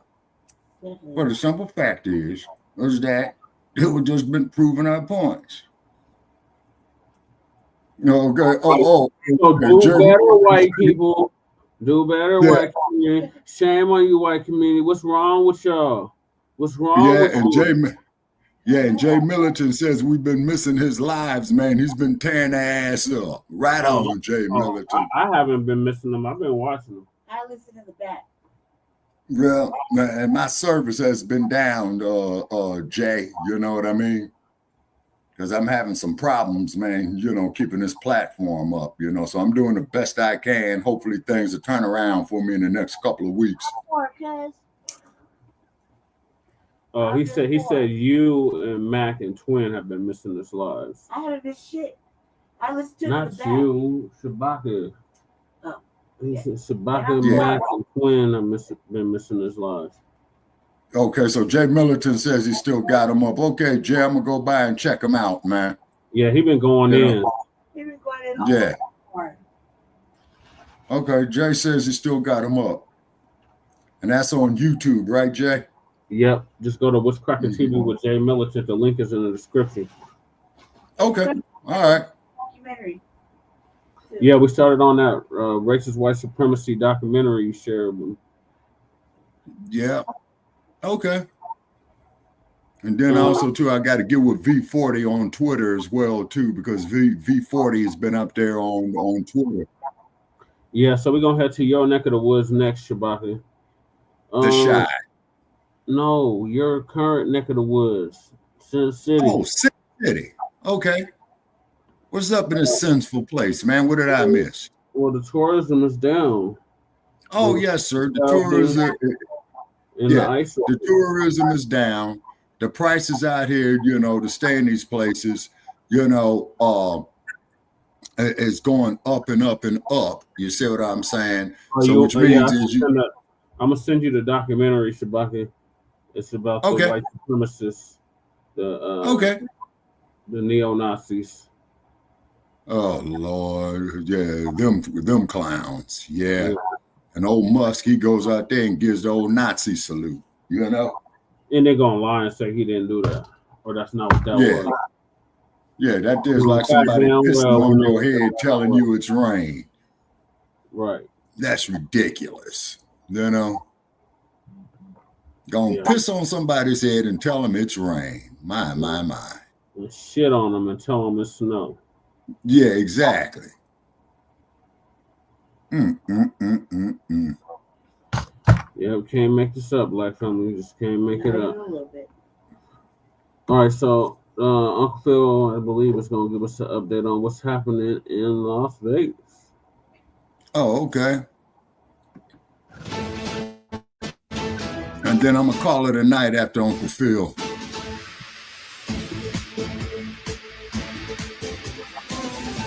Las Vegas has a big problem.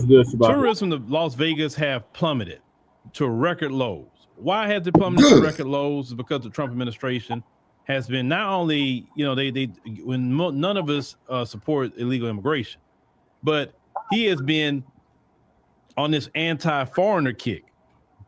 We talk about even people coming over here illegally, right?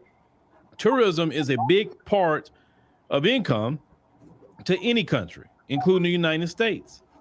And when you having stories of people getting in trouble with customs, even though they got a visa, treating them any kind of way, word gets around.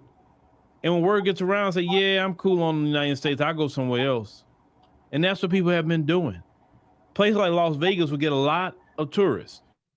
But even Americans are complaining about Las Vegas, and I'll get to that. But I want you to hear what the mayor has to say about their tourism to Vegas. International travel is way down. People are not coming to the United States. We have a rather large market with the Canadians. It's gone from, a faucet to a drip.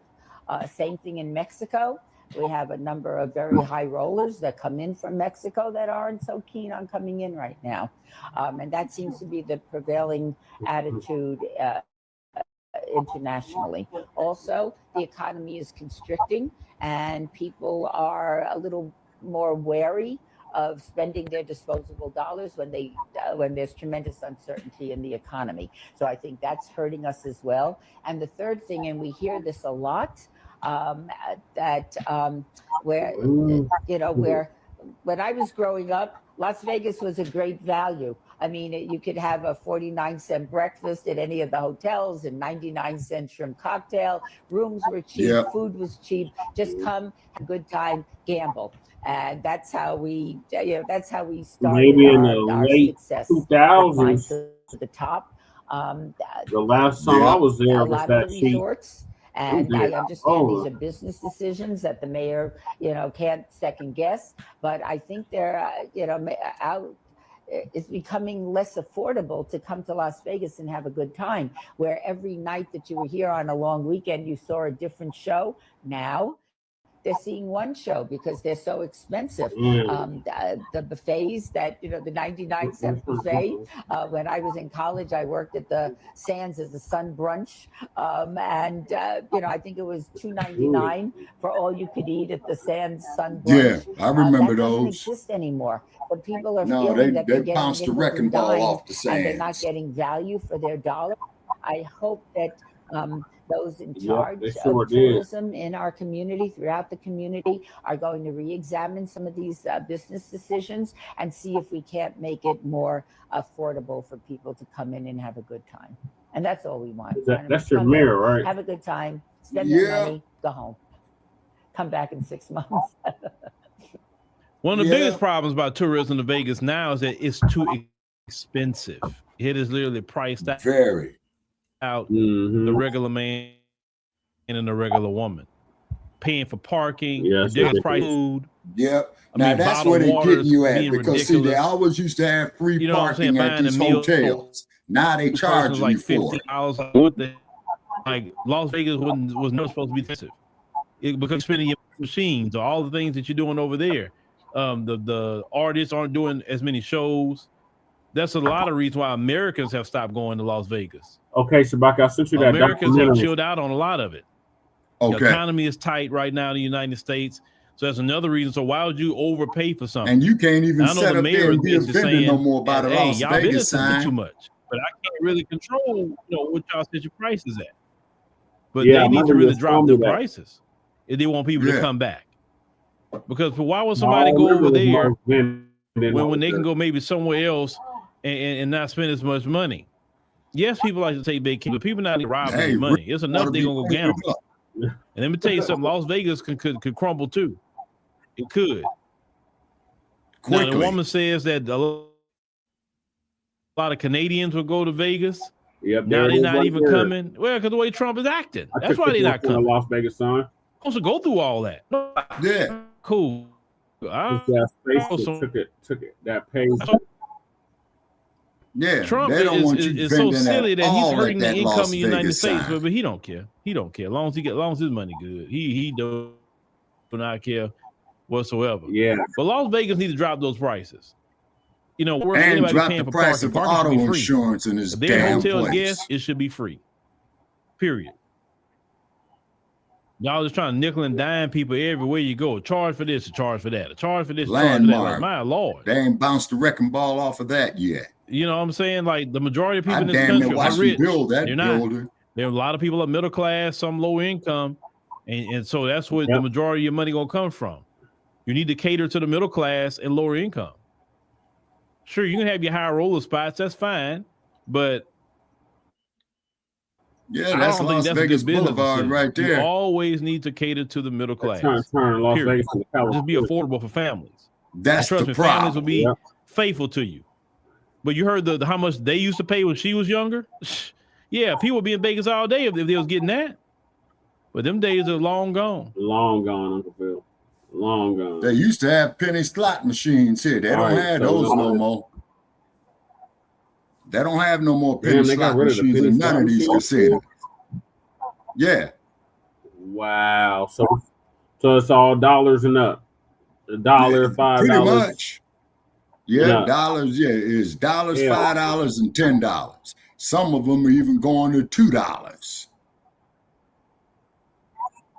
Yeah, I told you, man, when I went over there, man, and lost me $11.22. I was mad as hell. Yeah. I think I broke even. I won like $300, lost $200 or some crazy shit. If you broke even, brother, you won.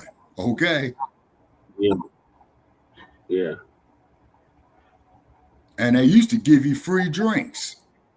They did. I remember that, Shabaka. They would keep coming around. You want a drink? You want a drink? You want a drink? Yeah, I want a drink. Yeah.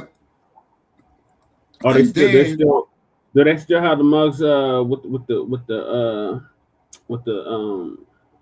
the cards out there? Or they got rid of all of that? Remember the ones that were like, I got tickets to the club. I got tickets to the casino. I got tickets to the strip club. I got tickets to Oh yeah, no, they charging your asses for it. Most definitely. Yeah, they charging your ass for it. Okay. Okay, Jay Millerton is saying here in the chat. Okay, hold on, Jay Millerton. I'm gonna read it. Yeah, they got WrestleMania going back to Vegas again next year. Yeah.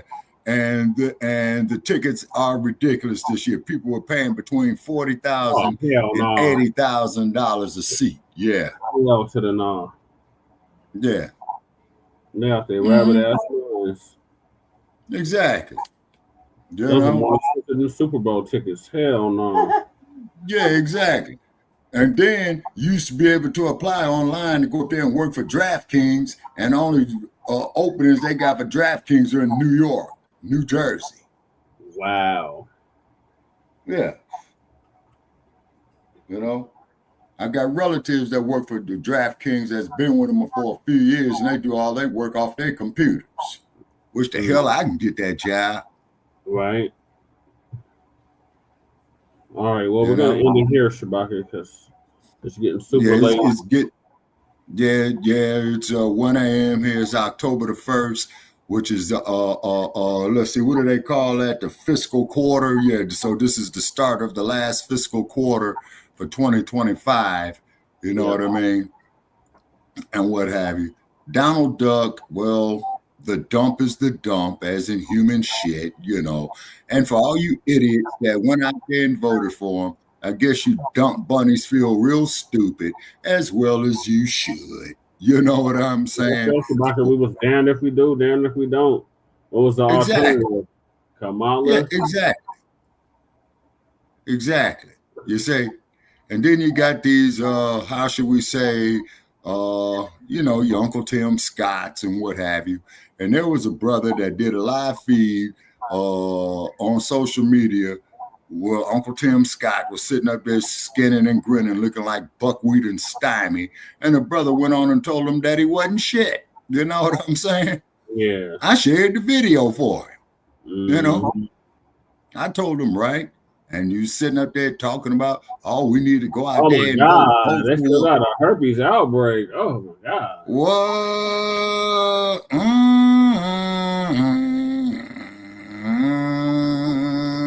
So tricks beware. You know what I'm saying? Like the referee says, protect yourself at all times. Look around and get the gift that keeps on giving, and it won't stay in Las Vegas. Yeah, that's right. You know what I'm saying? You know, and then also to those raggedy ass casinos in California, I have to tell you that you said that there was to generate revenue for the natives, but guess who's the main ones who owns those casinos in California? You guessed it, the Chinese. Oh my God. Yeah. So all right, y'all. So we appreciate y'all tapping in. We're gonna end this episode. We're back after a 2-3 week hiatus. Yeah. And definitely we appreciate everybody for tuning in on this special episode of Shabaka'S Blacc Experience Enhanced. Please donate to the link that Brother Che put up there. And Brother Che, if it's something gets some of significance, please shoot something my way. Then I can get the StreamYard back up. Because we should be doing premium everything. You know what I'm saying? But California, you know, and it's bullshit, you know what I'm saying? It's because that's where Facebook is headquartered at. Streamyard is headquartered. Okay, yeah, right on Mac 285. And then also, too, Streamyard is headquartered, people, in Tualatin, Oregon. Okay, once again, Streamyard is headquartered in Tualatin, Oregon. Ultra conservative area. Appreciate you coming through, cuz. Yep. Mac 285.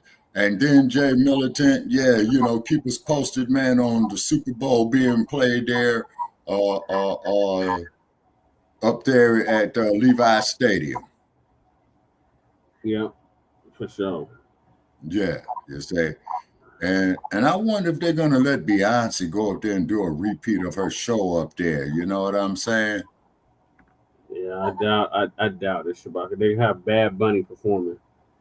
Yeah, I know. That's what's really sad. And then the cold part about it is, now here's something there too, people, that we gotta say. You remember America's Mayor Rudy Giuliani? Oh, I tell you, Donald Trump kicked him to the curb real bad. Well, he got to pay them sisters for the rest of his life, Shabaki. He got to pay them sisters for the rest of his life. Oh yeah, and the bastard got disbarred. You know what I'm saying? Mm-hmm. That was excellent. So hopefully we'll see Giuliani out here standing by the freeway, expressway, highway, with a sign up there talking about he'll work for food. Right. So this is going to conclude season 10, episode 45 of Shabaka'S Blacc Experience Enhanced in conjunction with the Front Line Blacc News. Join us Friday for Grand Rising with Shabaka and the Chase. In the meantime, make sure you like to subscribe to all of our platforms, Front Line Blacc News on YouTube and Facebook. The Revolutionary Agenda, which Lady Chase should be doing sometime this week. Okay, and share, and reshare, because if we can get our numbers up, people, you see what I'm saying? And then we could go up there and offer some advertisement slots for sale, you see? Because we are really trying to save this platform because I'm out of answers, you see? Right. I got notes stacked up right here. I got the paper shredder going on right here. You know, I'm shredding classified documents. You know what I'm saying? You know, so they have to go through the garbage, you know, to fabricate a case against us in these kangaroo courts. You know, go set it on fire right at the stadium. Ooh. No, Lady Chang gonna do that, because that there could be used against me in one of these kangaroo courts of law. Oh, that's right. Yeah, and they look up there, Shabaka saying, Corey, oh, you're automatically guilty. Oh, and do let me say this here. Judge Mathis, Greg Mathis, y'all, did a YouTube about the last couple of weeks. And he had really crumb bombed on Judge Judy. You know what I mean? Now, Judge Judy, if she was ever a judge in a case against me, her ass would be recused. I would go before Mathis. I would go before Lynn Tyler, Glenda Hatchett. I think she retired. I'd take a case before them. But Judge Judy and her husband, Judge Jerry, straight recusal. Yeah. So in my final closing, rest in power and paradise to the Queen Mother Assata Shakur. Absolutely. Last week at the age of 78. She lived a full life. Oh yeah, Mac 285. Much respect to Judge Mathis, because Judge Mathis, you know, he'll let you. He's a raccoon. He lost all my respect, Shabaka. He's a raccoon. Who, Judge Mathis? Yes. He went raccoon on us. Oh man. He was caping for Kamala, y'all remember? I said it right now. Okay, my bad. Okay, my bad. I stand corrected on that. To Charlie Kirk, and the hell with anybody supports that motherfucker. We don't care if they guess or not. That motherfucker was a racist white supremacist. He's a modern day David Duke.